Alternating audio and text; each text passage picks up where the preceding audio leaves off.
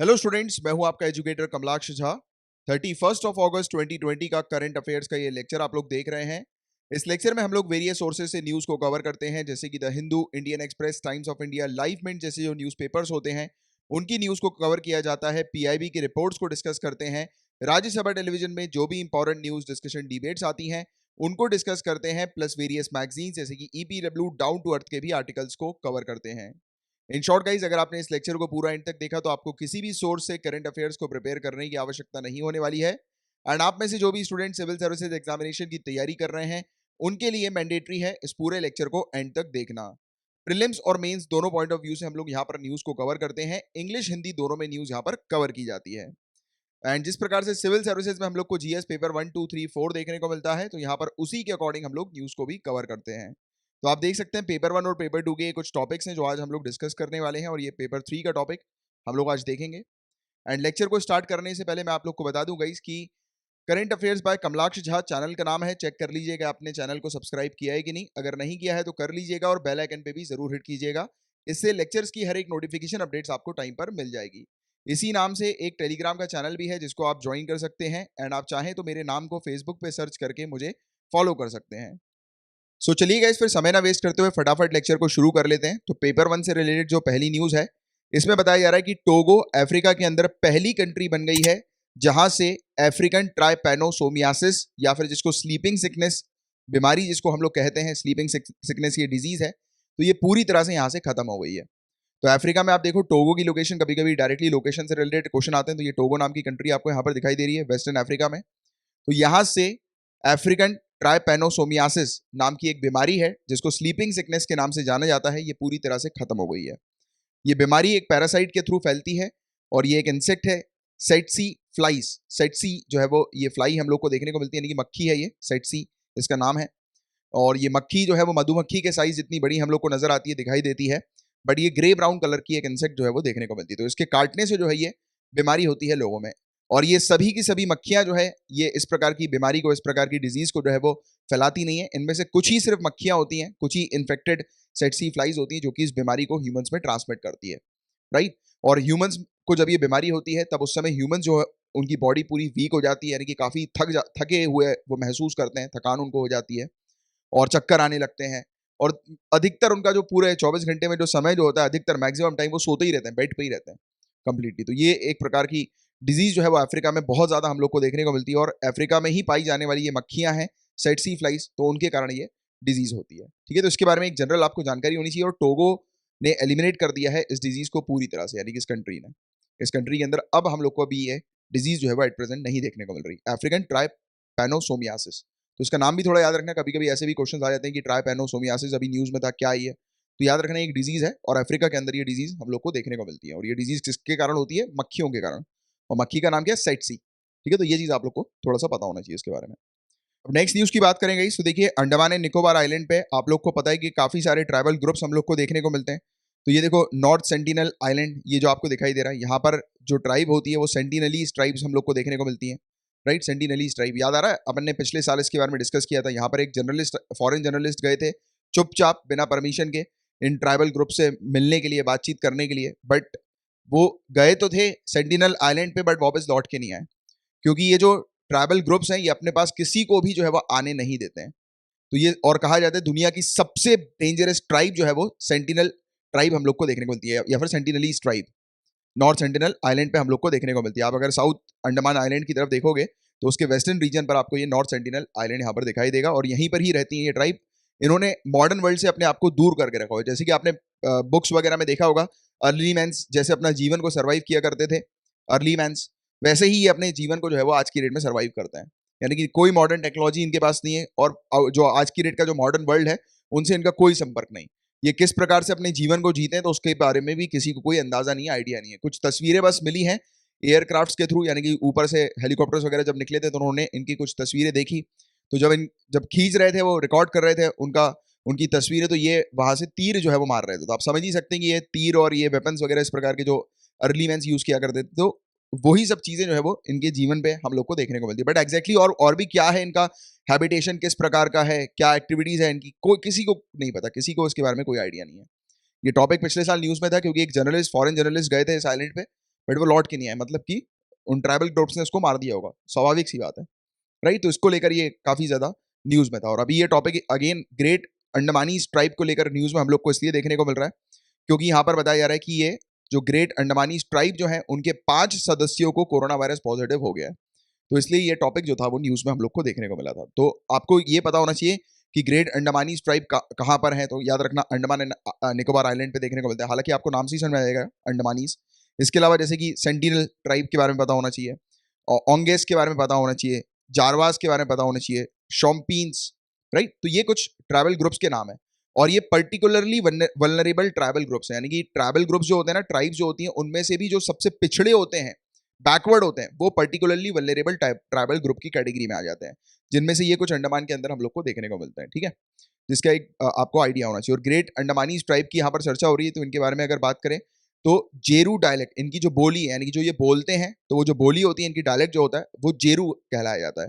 तो कभी कभी ऐसे भी क्वेश्चन डायरेक्टली फैक्चुअल आ जाते हैं एग्जाम में, राइट। और आज की डेट में ये कितने लोग हैं ग्रेट अंडमानी ट्राइब के, तो मात्र 51, सिर्फ 51 लोग ही हैं ग्रेट अंडमानी ट्राइब के अंदर, राइट। तो इनके ऑब्वियसली बात है, इसी कारण भी जो है उनको पर्टिकुलरली वल्नरेबल ट्राइबल ग्रुप में रखा है, काफी पिछड़े हैं, नंबर्स काफी कम है, एक्सटेंड हो जाएंगे, राइट। अगर इनको इनकी जो पहचान जो है अगर उसको कंटिन्यू नहीं बनाया के रखा, प्रोटेक्शन नहीं दी गई, तो ऑब्वियसली बात है एक्सटेंड हो जाएंगे ये, क्योंकि 51 ही है बस बताया जा रहा है अकॉर्डिंग टू रिकॉर्ड, ठीक है, न्यूज़पेपर्स के। तो ये चीज़ जो है वो हम लोग को यहाँ पर देखने को मिली है। तो इसके बारे में एक जनरल आइडिया आपको होना चाहिए ग्रेट अंडमानी ट्राइब के बारे में, और स्पेशली कि अंडमान एंड निकोबार के अंदर कौन सी पर्टिकुलरली वल्नरेबल ट्राइबल ग्रुप है, क्योंकि कभी कभी मैच द फॉलोइंग में ऐसे क्वेश्चन आ जाते हैं या चूज द करेक्ट पेयर में आ जाते हैं कि ये फलाना ट्राइबल ग्रुप जो है वो कहाँ का है, लोकेशन का है। तो आपको ये इन पांचों के बारे में थोड़ा सा आइडिया होना चाहिए, ठीक है, कि अंडमान के हैं।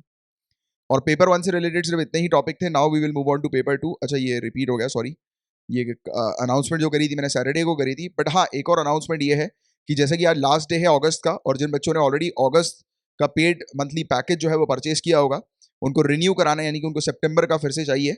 देखिए जिन स्टूडेंट्स ने ऑलरेडी एडवांस में पेमेंट कर दिया है 2 या 3 महीनों का या टिल दिसंबर तक का, तो उनको कोई प्रॉब्लम नहीं, उनके पास आते रहेंगे। बट जिन बच्चों ने नहीं किया है, आपको सिर्फ पेमेंट करना है, और पेमेंट से रिलेटेड पूरी इन्फॉर्मेशन आपको लेटेस्ट वीडियो के डिस्क्रिप्शन पर मिल जाएगी। कोई भी लेटेस्ट लेक्चर होगा चैनल का तो उसके डिस्क्रिप्शन पर देख लिया करो, तो पूरी आपको पेमेंट से रिलेटेड डिटेल्स वहाँ पर मिल जाएगी। तो आपको पेमेंट करनी है, पेमेंट करने के बाद आपको मुझे ईमेल करना है, ईमेल एड्रेस भी यहाँ पर दिया गया है, और उसमें सिर्फ आपको ये मेंशन करना है कि आप पहले से यूजर हैं, यानी कि रजिस्टर्ड यूजर हैं आप, और आपकी ईमेल एड्रेस बस आपको दे देना है, राइट, पेमेंट के साथ। और आप बता दीजिएगा कि आपको कितने मंथ्स के लिए ज्वाइन करना है। जैसे कि अगर आप, और 100 रुपीज़ पर मंथ इसकी फीस है मंथली पैकेज की, जिसके बारे में मैंने आपको ऑलरेडी बता ही दिया है, ठीक है। तो बस ये एक छोटी सी इन्फॉर्मेशन आप लोग को देनी थी। आप पेपर 2 से रिलेटेड टॉपिक्स को आगे डिस्कस करते हैं। तो देखिए कभी कभी डायरेक्टली क्वेश्चन बनता है कि ये फलाना कमिटी जो है वो किससे रिलेटेड या किसकी कमिटी है। तो वी राम गोपाल राव कमिटी जो है वो डीआरडीओ की हम लोग को देखने को मिल रही है, defence research and development organization की। डीआरडीओ ने इस कमेटी को बनाया है। इस कमेटी के जो हेड हैं वो वी राम गोपाल राव जी हम लोग को देखने को मिल रहे हैं, जो कि आईआईटी दिल्ली के डायरेक्टर हैं और प्रोफेसर हम लोग को देखने को मिलता है, ठीक है, वी राम गोपाल राव जी। तो ये हेड कर रहे हैं। अब इस कमेटी का काम क्या होगा, तो देखो ये 5 मेंबर की कमेटी हम लोग को देखने को मिल रही है, जिसके हेड है वी राम गोपाल राव जी। इसका काम ये होगा कि जितनी भी डीआरडीओ की लैब्स होती हैं, जहां पर रिसर्च वगैरह की एक्टिविटीज होती है, तो उस लैब्स की ड्यूटीज को डिफाइन करना। जो चार्टर होता है ना लैब्स का, कि उस लैब के अंदर किस प्रकार के रिसर्च होंगे, तो पूरी ओवरऑल चीजें, तो उसको रिव्यू करना और उनकी ड्यूटीज जो है उसको रीडिफाइन करना, यानी कि और भी उसमें कुछ एडिशन जो है वो करना, या ऑलरेडी जो उनका चार्टर जो ड्यूटीज उसमें मेंशन्ड है तो उसमें और भी कुछ मॉडिफिकेशन करना है तो वो करना। तो उसको लेकर ये कमिटी जो है वो बनी हुई है। इसमें मेन टारगेट ये है कि हम अपनी कंट्री के अंदर ही इंडिजीनियस डेवलपमेंट करें फ्यूचरिस्टिक टेक्नोलॉजीज के लिए। ये मेन फोकस है, क्योंकि आज की डेट में टारगेट क्या है, आत्मनिर्भर का टारगेट है, सेल्फ रिलायंट हम लोग को बनना है। तो यहाँ पर डीआरडीओ की जितनी भी लैब्स हैं वो फॉरेन कंट्री की रिसर्च के ऊपर डिपेंडेंट ना हो, निर्भर ना हो। तो इसके लिए यहाँ पर ये चार्टर तैयार किया जा रहा है। हालांकि इतना डिटेल में नहीं आएगा, मेनली सिर्फ आपको याद रखना है वी राम गोपाल राव कमेटी जो है वो डीआरडीओ की कमेटी है। वो बेसिकली डीआरडीओ की जो लैब्स हैं, लेबोरेटरीज हैं, उनकी ड्यूटीज जो है उसका चार्टर को रिव्यू करने के लिए, रीडिफाइन करने के लिए, ठीक है। तो ये वाली चीज जो है वो आप लोग को इसके बारे में जनरल पता होना चाहिए, ठीक है।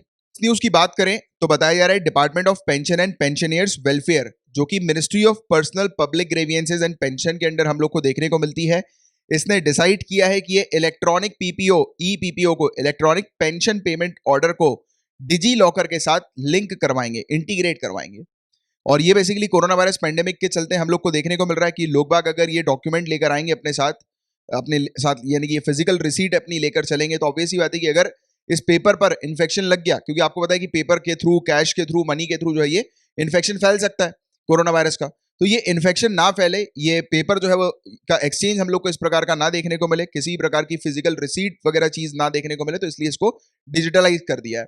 और इसके अलावा जो लोग हैं, स्पेशली जो सेंट्रल गवर्नमेंट के जो पेंशनियर्स हैं, तो उनकी लाइफ को थोड़ा आसान बनाने के लिए, इंप्रूव करने के लिए, उनके यानी कि ये पूरी प्रोसेस को पेंशन रिसीव करने की इंप्रूव करने के लिए ये डिजिटल लॉकर के साथ इसको इंटीग्रेट किया है, लिंक किया है। तो अभी आपको चीजें एक जनरल आप अभी दिमाग में रखो कि ईपीपीओ को डिजिटल लॉकर के साथ लिंक करने का ये हम लोग को डिसीजन देखने को मिल रहा है department of pension and pensioners welfare का। अब आपके दिमाग में क्वेश्चन आना चाहिए कि ये पीपीओ होता क्या है। सिंपल सी चीज याद रखना, जब भी कोई व्यक्ति जब रिटायर होता है तो उस समय उसको ये फॉर्म भरना पड़ता है, अपने पेंशन का फॉर्म, और इस फॉर्म के आधार पर उनके पास एक पेंशन पेमेंट ऑर्डर आता है, यानी कि एक डॉक्यूमेंट उनके पास रिसीव होता है। इस डॉक्यूमेंट को उनको संभाल के रखना होता है, यानी कि मान के चलो कि ये पेंशन रिसीव करने का एक सर्टिफिकेट है जिसको इनको संभाल के रखना होता है। और अगर ये सर्टिफिकेट इनसे घूम गया तो हालांकि रीइशू हो जाता है, बट उसमें काफी टाइम लगता है।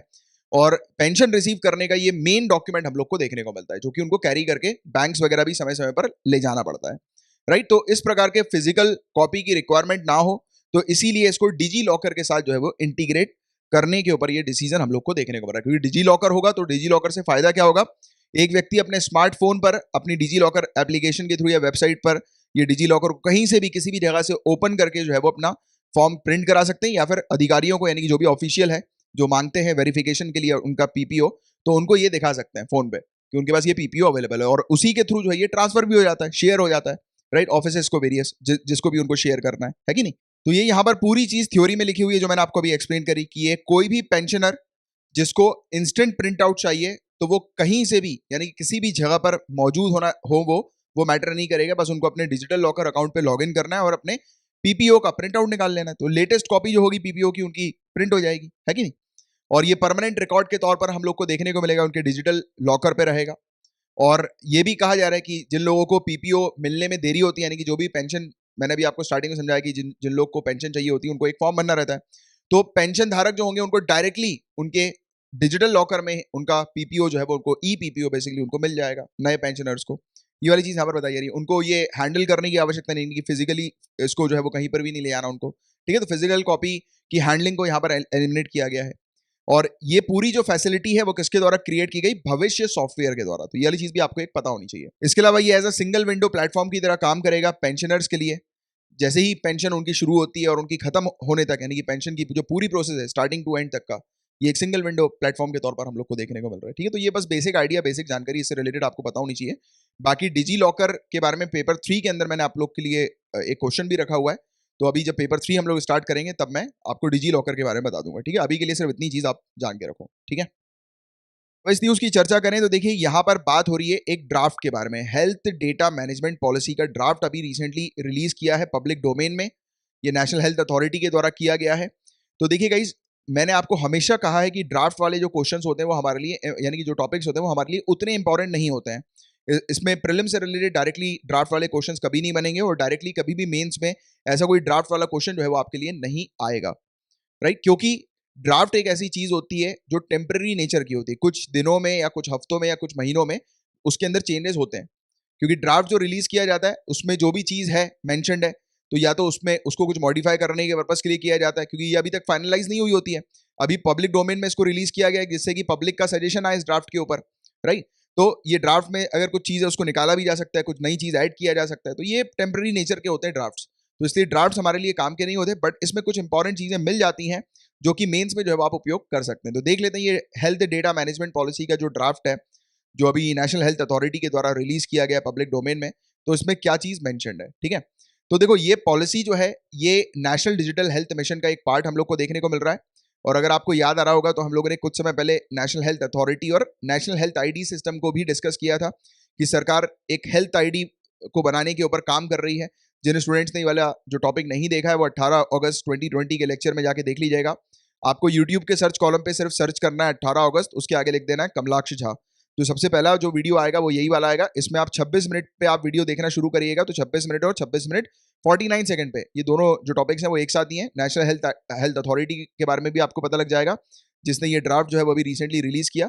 और साथ ही साथ ये नेशनल हेल्थ आईडी सिस्टम क्या है इसके बारे में भी आपको पता लग जाएगा। इन जनरल मैं आपको इन्फॉर्मेशन दूं तो आज की डेट में सरकार जो है वो चीज़ें डिजिटली करने के ऊपर काम कर रही है कि जो हमारा हेल्थ सिस्टम जो है वो डिजिटलाइज हो जाए। यहाँ पर लोगों के लिए, इंडिविजुअल के लिए वॉलंटरी बेसिस पर एक आईडी जो है वो बनाने की बात कर रही है, हेल्थ आईडी। अब जैसे कि एग्जाम्पल के तौर पर मैं आपको समझाऊं कि मैंने एक हॉस्पिटल पे जाकर एक हेल्थ आईडी बनवा ली और ये जो हॉस्पिटल जो है वो नेशनल हेल्थ अथॉरिटी के साथ जो है वो लिंक है, इसका टाई अप हम लोग को देखने को मिल रहा है। ठीक है, अब ये हेल्थ आईडी मेरी बन गई, मैंने जाके इस डॉक्टर को दिखाया इस हॉस्पिटल के अंदर। ठीक है, इसी हॉस्पिटल के अंदर डॉक्टर इनको दिखा दिया मैंने, डॉक्टर ने मुझे मैंने कि वो पर्चे पे लिख कर दे दी दवाइयां वगैरह, मेरा एक्सरे कराया और सब कुछ डॉक्टर ने अपनी एक रिपोर्ट जो है वो तैयार करके दे दी मुझे। अब ये जितना भी चीज़ मेरे साथ हुआ है, डॉक्टर का कंसल्टेशन जो हुआ है, मेरी जो भी रिपोर्ट्स हैं, XYZ ब्लड टेस्ट किया, एक्सरे किया, जो भी, तो जो भी रिपोर्ट्स हैं वो इस पर्टिकुलर सिस्टम में चली जाएंगी, राइट। और अगर इस आईडी को मैं दूसरे किसी हॉस्पिटल में दिखाता हूँ जो हॉस्पिटल अगेन NHA के साथ लिंक्ड, उसका हम लोग को देखने को मिलता है, नेशनल हेल्थ अथॉरिटी के साथ लिंक होता है, राइट, तो वहां पर सिर्फ ये नंबर, मुझे हेल्थ आईडी का नंबर देना पड़ेगा और उनके सिस्टम पर मेरा पूरा जितना भी हेल्थ रिकॉर्ड है वो सामने आ जाएगा, यानी कि पास्ट रिकॉर्ड जो भी है हेल्थ का, राइट। तो इससे क्या फायदा होता है, इससे डॉक्टर्स को फायदा होता है जो भी परेशानियां होती हैं उसको सही करने के लिए, राइट। तो ये एक बेसिकली हेल्थ सेक्टर के ऊपर एक बहुत अच्छा काम करेगा अगर ये सही तरीके से हो जाता है तो, राइट, अच्छी तरीके से इंप्लीमेंट हो जाता है तो। क्योंकि द प्रॉब्लम इज कि हमारी कंट्री के अंदर लोग बाग अपना हेल्थ रिकॉर्ड को मेंटेन नहीं करते हैं, और अगर आप लोग नहीं कर रहे हैं तो आप करना शुरू करो। जिस भी आप डॉक्टर से मिलते हो, जब भी मिलते हो, चाहे वो आप स्किन स्पेशलिस्ट से मिल रहे हो या किसी से भी मिल रहे हो, छोटी सी छोटी चीज़ के लिए, तो आप अपना जितना भी डॉक्टर का जो कंसल्टेशन पेपर होता है उसकी एक फाइल बना के रखो। मेरे फादर जो है उन्होंने, मैं जैसे ही मेरा बर्थ हुआ था तो उस समय से वो पूरी फाइल मेरी मेंटेन्ड है। ये काफ़ी बार हेल्पफुल होती है उस समय पर जब कुछ लोगों को कुछ ऐसी कुछ परेशानी आती है, मतलब जैसे कि एक पर्टिकुलर कुछ सालों के बाद, जैसे कि एक इन्फेक्शन हुआ किसी को कोई। अब इन्फेक्शन जो है वो कुछ इन्फेक्शन तो होते हैं वो तुरंत रिएक्ट कर जाते हैं, तुरंत सामने दिखने लगता है, बट कुछ कुछ अंदरूनी चीज़ें होती हैं जो कि बहुत बाद में पता लगती है। और उस समय अगर अपने पास पूरे रिकॉर्ड्स मेंटेन रहे तो डॉक्टर को आप दिखाओगे तो डॉक्टर जो है वो उस जड़ को पकड़ लेगा कि ये बीमारी जो हो रही है वो किस कारण हो रही है, राइट। नहीं तो फिर डॉक्टर्स भी जो है वो फिर एक्सपेरिमेंट करते हैं, उनको फिर उस बीमारी की जड़ पर जाने में बहुत टाइम लग जाता है, राइट। तब तक जो है वो चीज़ें खराब हो जाती हैं। तो इसीलिए एक हेल्थ रिकॉर्ड मेंटेन करना काफ़ी अच्छा होता है। अगर आपने नहीं किया तो अभी से करना शुरू करिएगा एक रिस्पॉन्सिबल सिटीजन की तरह। दूसरी बात, जब आपके ऑफ स्प्रिंग होंगे, बच्चे वगैरह होंगे, तो आप उनका भी बचपन से ही ये रिकॉर्ड जो है वो मेंटेन करके रखिएगा। और हालांकि आने वाले समय में ये नेशनल हेल्थ आईडी सिस्टम अगर आ जाता है तो ऑब्वियसली बात है करने की जरूरत नहीं, क्योंकि पूरा चीज़ जो है वो आपके लिए सरकार अवेलेबल करवा रही है। तो यही चीज़ है कि एक बेटर हेल्थ सिस्टम जो है वो हमारी कंट्री के अंदर क्रिएट करने के लिए, हेल्थ सेक्टर को बढ़ावा देने के लिए, और जो भी बीमारियां होती हैं पेशेंट्स में उनको जल्दी से जल्दी उनका डायग्नोस हो जाए और तुरंत जो है वो ट्रीटमेंट हो जाए, तो उस पर्पस के लिए जो ये पूरी चीज़ की जा रही है। इसका एक लार्जर पर्सपेक्टिव भी है सरकार की तरफ से कि सरकार इसके पास जो है वो अच्छा खासा लोगों का डेटा आएगा, उसके थ्रू सरकार एनालिसिस कर पाएगी कि किस स्टेट में या किस जगह पर कौन सी बीमारी ज़्यादा हो रही है या कम हो रही है, तो उसके अकॉर्डिंग वो वहाँ पर जो भी, क्योंकि इस रिकॉर्ड के थ्रू पता लगने लगेगा कि कौन सी बीमारी हो रही है, तो उसके थ्रू वो वहाँ पर जो है वो पूरी मेडिसिन वगैरह जो भी चीज़ों की रिक्वायरमेंट है वो पूरी की पूरी वहाँ पर अवेल कराएगी। तो ये बेसिकली एक टारगेटेड अप्रोच की तरह भी हम लोग को देखने को मिलता है। तो आप इसको क्या अपने मेंस में इस प्रकार से चीज़ें लिखेंगे जो मैंने आपको बताई अभी, ठीक है। तो ये चीज़ है, बट इसके अंदर एक प्रॉब्लम क्या है, हमारी कंट्री के अंदर डेटा प्राइवेसी को लेकर वैसे ही बहुत इश्यूज चल रहे हैं, डेटा सिक्योरिटी को लेकर, साइबर सिक्योरिटी को लेकर, है कि नहीं। तो ये साइबर सिक्योरिटी हमारी कंट्री के अंदर काफ़ी वीक हम लोग को देखने को मिलती है। तो और अभी जो इस पॉलिसी जो अभी सामने आई है, ड्राफ्ट जो सामने हम लोग को देखने को मिला है, इसका मेन फोकस ही डेटा प्रोटेक्शन को लेकर सामने आया है। तो ड्राफ्ट पॉलिसी जो है ये पहला स्टेप हम लोग को देखने को मिल रहा है, जिसके थ्रू डेटा प्राइवेसी के ऊपर ध्यान दिया जा रहा है। यानी जो भी इंडिविजुअल, जैसे कि मैं अपना अगर हेल्थ आईडी बनवाता हूँ तो उसकी क्या गारंटी है कि मेरा हेल्थ आईडी में जो भी, यानी कि मेरी जो हेल्थ रिकॉर्ड जो होगी वो किसी के साथ शेयर नहीं होगी, क्योंकि काफ़ी सारे लोग जो है वो अपना पर्सनल जो भी उनका हेल्थ से रिलेटेड इश्यूज होता है तो वो उनके लिए काफ़ी प्राइवेट होता है, तो वो किसी के साथ भी जो है वो शेयर नहीं करना चाहते हैं, राइट। तो यहाँ पर वही चीज़ है कि अगर ये शेयर हो गई तो उनकी जो प्राइवेसी है उसके ऊपर तो हानि हो गई, यानी कि वॉयलेशन हो गया उनकी प्राइवेसी का। राइट टू प्राइवेसी वैसे भी आप जानते हैं कि फंडामेंटल राइट हम लोग को देखने को मिलती है कि नहीं। तो अगर ऐसा कुछ होता है कि उनका डेटा वगैरह लीक हो जाता है तो उनके फंडामेंटल राइट्स वॉयलेट हो रहे हैं यहाँ पर, तो उसके लिए क्या, तो उसके लिए यहाँ पर यही चीज़ बताई जा रही है कि इसी पर काम किया जा रहा है इस पॉलिसी के तहत। एक प्रिंसिपल है security and privacy by design का, तो इसी प्रिंसिपल के तहत जो है ये पॉलिसी काम कर रही है। जो डेटा जो कलेक्ट किया जाएगा तो वो स्टोर किया जाएगा सेंट्रल लेवल पर, स्टेट लेवल पर, यूनियन टेरिटरी लेवल पर और हेल्थ फैसिलिटी लेवल पर, जैसे कि एम्स वगैरह, ये हम लोग को देखने को मिलता है, all India institute of medical science वगैरह। तो यहाँ पर जो है वो स्टोर किया जाएगा डेटा वगैरह। और ये भी कहा जा रहा है कि data privacy, consent management, data sharing, protection, data protection, तो इन सब चीज़ों के ऊपर जो है वो ये पूरी ड्राफ्ट पॉलिसी जो है वो बात कर रही है। तो इसके बारे में एक जनरल आपको अभी के लिए जानकारी होनी चाहिए। जब ये फाइनलाइज हो जाएगी तब और डिटेल में हम लोग अभी चर्चा करेंगे इसके बारे में। एट प्रेजेंट आपको सिर्फ इतना पता होना चाहिए कि किस डायरेक्शन में जो है वो सरकार के ऑब्जेक्टिव्स हम लोग को देखने को मिल रहे हैं। ठीक है, क्लियर है यहाँ तक पूरी बात है। अब नेक्स्ट टॉपिक की तरफ बढ़ रहे हैं। यहां पर बताया जा रहा है कि नेपाल ने प्रपोजल रखा है बाउंड्री वर्किंग ग्रुप की मीटिंग का। नेपाल बोल रही है कि अगस्त के एंड में या अर्ली सितंबर में, अगस्त का एंड तो निकल गया, तो ये बोल रही है कि अर्ली सितंबर के स्टार्टिंग में ही जो है ये मीटिंग जो है वो कंडक्ट की जाए। तो हम लोग थोड़ी चर्चा करेंगे बाउंड्री वर्किंग ग्रुप के ऊपर कि ये है क्या। तो ये एक जॉइंट एजेंसी हम लोग को देखने को मिलती है जिसको शुरू किया था इंडिया और नेपाल के द्वारा 2014 में। इस जॉइंट एजेंसी का ऑब्जेक्टिव क्या है? तो जितनी भी बाउंड्री, जो इंडिया और नेपाल की जो बाउंड्री है, वहां पर जो भी काम चल रहे हैं कंस्ट्रक्शन को लेकर, यानी कि जो भी कंस्ट्रक्शन हो रहा है, जो भी रिपेयर का काम चल रहा है, या जिस भी पर्टिकुलर चीज का काम वहां पर चल रहा है इंडिया और नेपाल की बाउंड्री पे, तो उसके ऊपर यहाँ पर चर्चा होती है।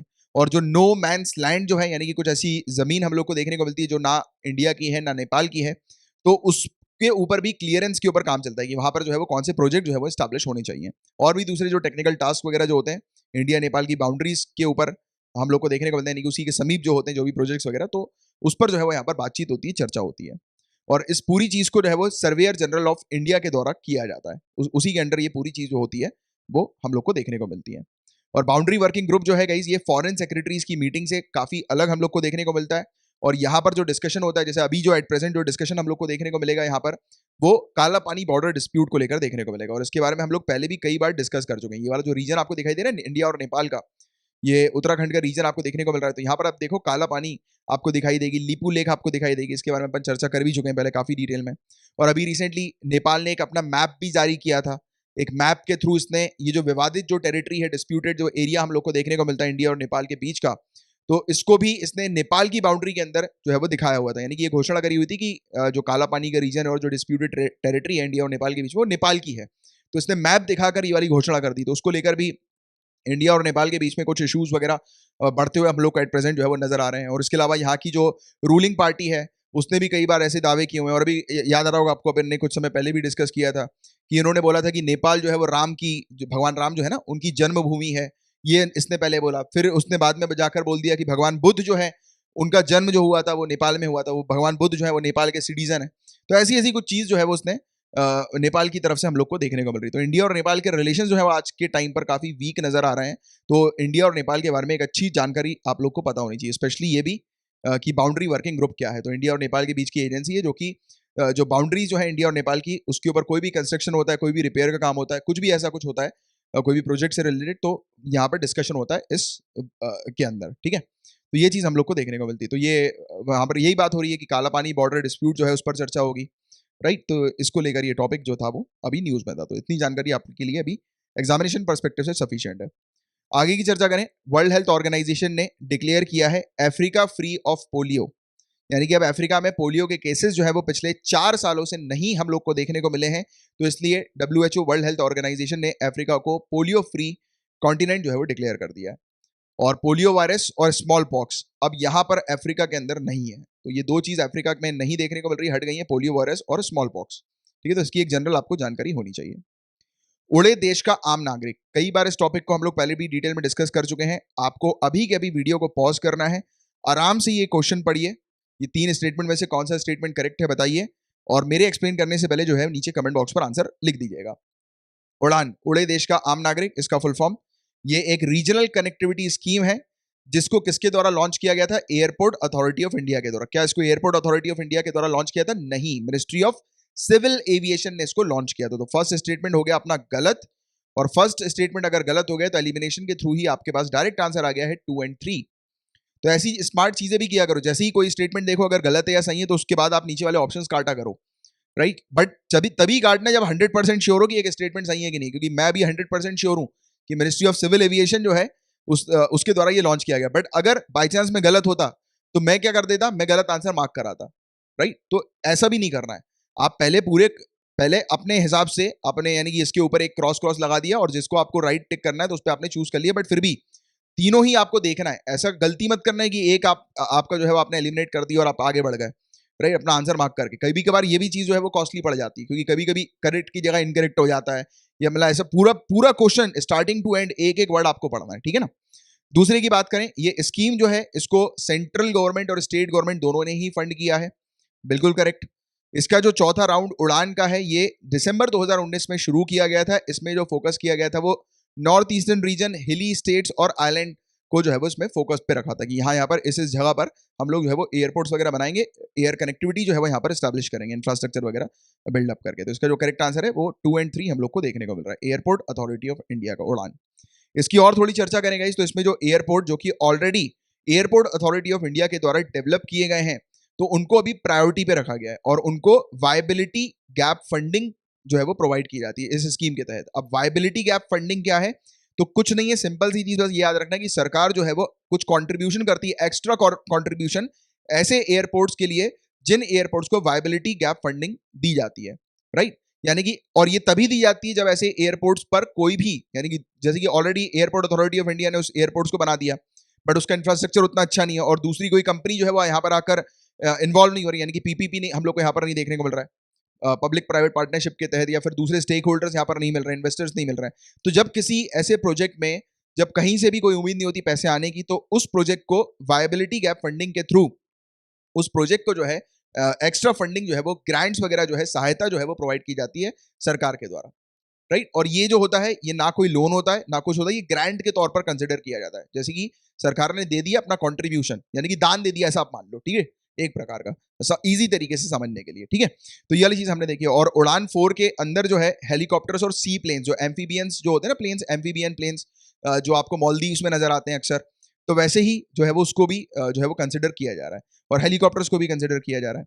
और सिविल एविएशन मिनिस्ट्री जो है उन्होंने 78 नए रूट जो है वो 4th राउंड के तहत अप्रूव किए हैं और अभी तक उड़ान स्कीम के तहत 766 नए रूट जो है वो सैंक्शन किए जा चुके हैं। इसमें आपने देखा होगा कि जब से ये स्कीम आई है तब से, यानी कि पिछले कुछ 4-5 सालों में आपने नोटिस किया होगा कि एयरलाइंस के प्राइस जो है वो पहले के मुकाबले काफी कम हो गए हैं, राइट। लो प्राइस हम लोग को देखने को मिल रहा है। इसमें बताया जाता है कि 2500 रुपए एक घंटे के हिसाब से जो है ये कैपिंग रखी गई है कि 2500 रुपए पर सीट पर आवर जो है वो एक फ्लाइट का होना चाहिए और काफी कम भी रहता है, 1500 रुपए तक की फ्लाइट की टिकट जो है वो मिल जाती है। अगर आप 2-3 महीने पहले अगर फ्लाइट्स की टिकट बुक कर लेते हो तो बहुत ही सस्ते रेट में मिल जाती है, तो टेंशन लेने की जरूरत नहीं है। आप जैसे ही एग्जाम को क्लियर करेंगे तो उसके बाद आईएएस की जब रैंक आएगी तो भारत दर्शन करवाया जाएगा, तो उसमें भी फ्लाइट्स वगैरह में बिठाया जाता है, मस्त घुमाया जाता है पूरे इंडिया, मजे आते हैं बिल्कुल एकदम। यानी कि जितनी अभी आज मेहनत कर रहे हो सबकी सब निकल आती है वहां पे Lal Bahadur Shastri national academy of administration में, सब निकल आएगी। यानी कि जितनी आपने आज परिश्रम कर रहे हो घर में बैठ के,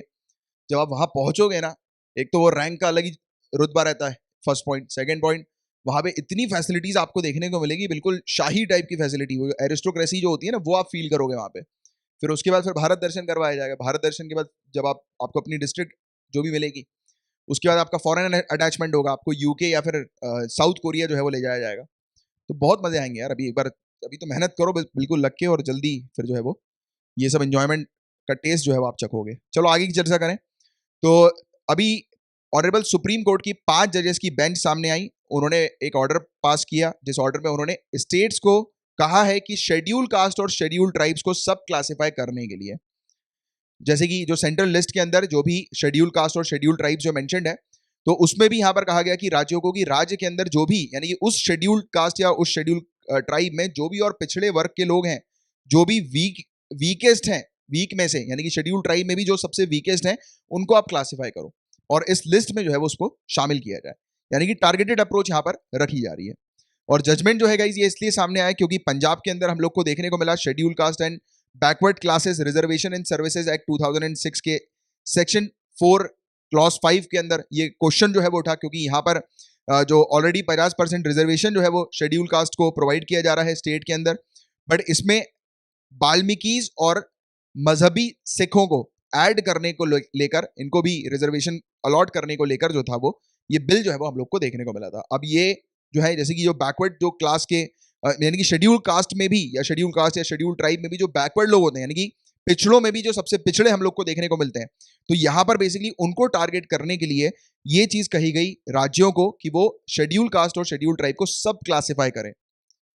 और एक क्रीमी लेयर का जो कंसेप्ट जो अदर बैकवर्ड क्लासेस में हम लोग को देखने को मिलता है, पता है ना, ओबीसी के अंदर क्रीमी लेयर एक आ गई है, तो उस क्रीमी लेयर के कंसेप्ट जो है वो यहाँ पर भी शेड्यूल कास्ट और शेड्यूल ट्राइब में भी लाए जाए, जिससे कि जो ऑलरेडी इंपावर हो चुके हैं, जो ऑलरेडी इकोनॉमिकली अपने आप को जिन्होंने स्टेबल कर लिया है, सोसाइटी में अपना नाम बना लिया है, पैसे वगैरह कमा के अच्छी पोजीशन जो है वो हासिल करके सोसाइटी के अंदर, तो उनको जो है वो एक्सक्लूड किया जाए, और जो जो टारगेटेड जो पर्सन है, जिनको आज की रेट में भी जो आज भी बैकवर्ड है, तो उनको यहाँ पर इंक्लूड करने के ऊपर चर्चा किया गया। जैसे कि मैं आपको एक छोटा सा एग्जांपल के तौर पे बताता हूँ, और मेरे एग्जांपल से शायद आप सहमत भी होंगे कि जैसे कि आज की रेट में इकोनॉमिक वीकर सेक्शन जो हम लोग को देखने को मिलता है, तो वाकई में उनको जो है वो आज की रेट में इकोनॉमिकली जो है ये रिजर्वेशन को लाना चाहिए, क्योंकि रिजर्वेशन टेम्पररी नेचर का था और ये जो है वो खत्म। क्योंकि देखो, मैं ये रिजर्वेशन के टॉपिक के ऊपर अपना पर्सनल ओपिनियन नहीं देना चाहता हूँ, कि मुझे पता है कि काफी सारे लोग जो है शायद उनको हर्ट भी होगा, क्योंकि रिजर्वेशन एक ऐसी चीज होती है जिसमें जो कि कई बार जो है वो लोगों को क्रोधित कर देती है। तो इसलिए मैं बोल रहा हूँ कि इसको एज अ ब्यूरोक्रेट की तरह सुनना, इसको बिल्कुल भी एज अ कॉमन मैन की तरह नहीं सुनना, क्योंकि अब जो चीज मैं बताऊंगा, तो आप अगर उसको अपने आप को कॉमन मैन की तरह जो है उस चीज को सुनोगे, तो मे बी शायद आपको हर्ट कर जाएगी, बट आपको एक ऑफिसर की तरह जो है वो थिंकिंग सोच रख के जो है वो सुनना है, ठीक है। अब रिजर्वेशन का जो सिनेरियो जो था, आप जानते हो कि लीगली जो था ये सिनेरियो टेम्पररी नेचर का हम लोग को देखने को मिला था, और आज की डेट में आप सभी लोग जानते हो कि रिजर्वेशन जो है वो पॉलिटिशियन के लिए सिर्फ एक वोट बैंक की तरह काम करता है, राइट। पॉलिटिशियन अपने हित के लिए, अपने मतलब के लिए जो है ये रिजर्वेशन को प्रमोट करते हैं। बाकी आज की डेट में आप देखोगे, और या फिर अपने आसपास अपनी सोसाइटी में ही बिल्कुल देख लेना आप, कि काफी सारे जो लोग हैं जो कि रिजर्वेशन के आधार पर रिजर्वेशन का बेनिफिट उठाकर जो है वो आगे बढ़ गए हैं, और जिनको वाकई में जो जरूरत है, यानी कि जो वाकई में जो ऐसे शेड्यूल कास्ट या शेड्यूल ट्राइब के जो लोग हैं जो आगे नहीं बढ़ पा रहे हैं, तो उनको जो है वो आगे बढ़ाना आज की डेट में आवश्यकता है, नीड है। अब इसको मैं आपको सिंपल से एग्जाम्पल से समझाता हूं, ठीक है। बहुत सिंपल से आपको क्लियर हो जाएंगी पूरी चीजें। एक ये व्यक्ति है, दूसरा व्यक्ति ये है, ठीक है। अब ये व्यक्ति जो है वो इकोनॉमिकली काफी पुअर है, और दोनों शेड्यूल कास्ट के हम लोग को देखने को मिलते हैं, ठीक है। दोनों ही शेड्यूल कास्ट है, शेड्यूल ट्राइब है, ठीक है। अब यहां पर ये जो व्यक्ति है, ये चला गया बड़ी बड़ी महंगी महंगी कोचिंग में पढ़ाई करने के बाद जो है उन्होंने रिजर्वेशन की सहायता से जो है वो एग्जाम क्रैक कर लिया, ठीक है। ये व्यक्ति है, इसके पास तो पैसे नहीं है कोचिंग में जाने के लिए, तो ये तो बेचारे मेहनत कर रहे हैं, खुद से जो है वो पढ़ाई कर रहे हैं। बट अगर इस प्रकार, यानी कि इस कैटेगरी के इस तरफ वाले लोग जो ऑलरेडी इकोनॉमिकली इंपावर्ड हैं, जो जिन्होंने ऑलरेडी अपनी जो सोसाइटी के बीच में जो है वो एक अच्छी इमेज जो है वो क्रिएट कर ली है आज की डेट में, यानी कि इकोनॉमिकली वो सोसाइटी, क्योंकि देखो रिजर्वेशन क्यों लाया गया था कि जो पिछड़े जो लोग हैं, जिन्होंने हमारे इंडिया का जो ऐसा नीच टाइप का पास्ट जो हम लोग को देखने को मिला था, जिसके बारे में हम लोग ने कई बार चर्चा भी करी है, कि काफी सारे लोगों के साथ जो भेदभाव हुआ करता था, डिफरेंशिएशन जो हम लोग को, डिस्क्रिमिनेशन जो हम लोग को देखने को मिलता था, है ना, तो उसको दूर करने के लिए कि लोग बाग जो है वो सोसाइटी में आगे आ जाएं, हेड टू हेड जो है वो एक दूसरे के साथ जो है वो खड़े हो सकें। क्योंकि पहले जो है वो इस प्रकार की जो भावना हुआ करती थी जात को लेकर, कास्ट को लेकर, वो आज की डेट में नहीं आपको देखने को मिलेगी। आज की डेट में कोई किसी से मिलता है तो उससे कोई जाति वाति नहीं पूछता है, राइट। उनके काम को जो है वो आज की डेट में वो किया जाता है, रिस्पेक्टफुल जो है वो माना जाता है, जो जो भी पर्सन है उसके काम को बस देखा जाता है, बाकी और कुछ चीज को नहीं देखा जाता, राइट। बट पहले के समय पे ऐसा नहीं हुआ करता था। इसी कारण से काफी सारे लोग जो है उनको अच्छी जॉब नहीं मिल पाती थी, तो वो सोसाइटी में अपने आप को स्टैंड नहीं करवा पाते थे। बट अब क्या हुआ, अब जब रिजर्वेशन जब सरकार ने प्रोवाइड किया, जो हमारी इंडिपेंडेंट जो कंट्री हम लोग को देखने को मिली थी, तब उसने जब रिजर्वेशन दिया, तो बैकवर्ड क्लास के जो लोग थे उनको काफी बेनिफिट्स प्रोवाइड करा के, जिससे कि वो इक्वल लेवल पर आ जाए, राइट।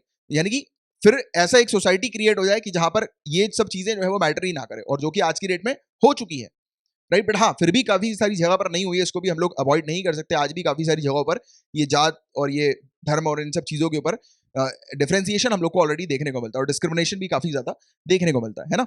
बट मैं आपको ये चीज समझाने की कोशिश कर रहा हूँ कि जैसे कि ये व्यक्ति जिसने रिजर्वेशन लेकर, यानी कि इनके पास पैसा है, इन्होंने महंगी कोचिंग ज्वाइन करी और इन्होंने रिजर्वेशन लेकर लिस्ट में इनका नाम आ गया, बट वहीं ये जो है इनका नाम नहीं आया। वो क्यों नहीं आया? क्योंकि ऐसे काफी सारे लोग जो है इन्होंने जो शेड्यूल ट्राइब का जो कट ऑफ है उसको आगे बढ़ा दिया, क्योंकि पूरा खेल जो होता है कट ऑफ के ऊपर होता है ना। अब अगर कोई जो है वो SC ST के ज्यादा मैक्सिमम स्टूडेंट जो है उन्होंने अच्छा स्कोर कर दिया, राइट, बट यहाँ पर ये नहीं पता है कि ये तो अच्छी कोचिंग जो है वो में पढ़कर जो है वो अच्छा स्कोर कर रहे हैं, राइट। बट ये जो व्यक्ति है इसने तो अच्छी कोचिंग में पढ़ा भी नहीं, और हालांकि रिजर्वेशन इनको मिलना चाहिए था बट इनको मिल गया, क्योंकि यहाँ पर जो पूरा जो कट ऑफ का जो प्रोसीजर है जो है वो यहाँ पर खराब हो गया, यानी कि वो फेयर तरीके से नहीं हम लोग को देखने को मिला।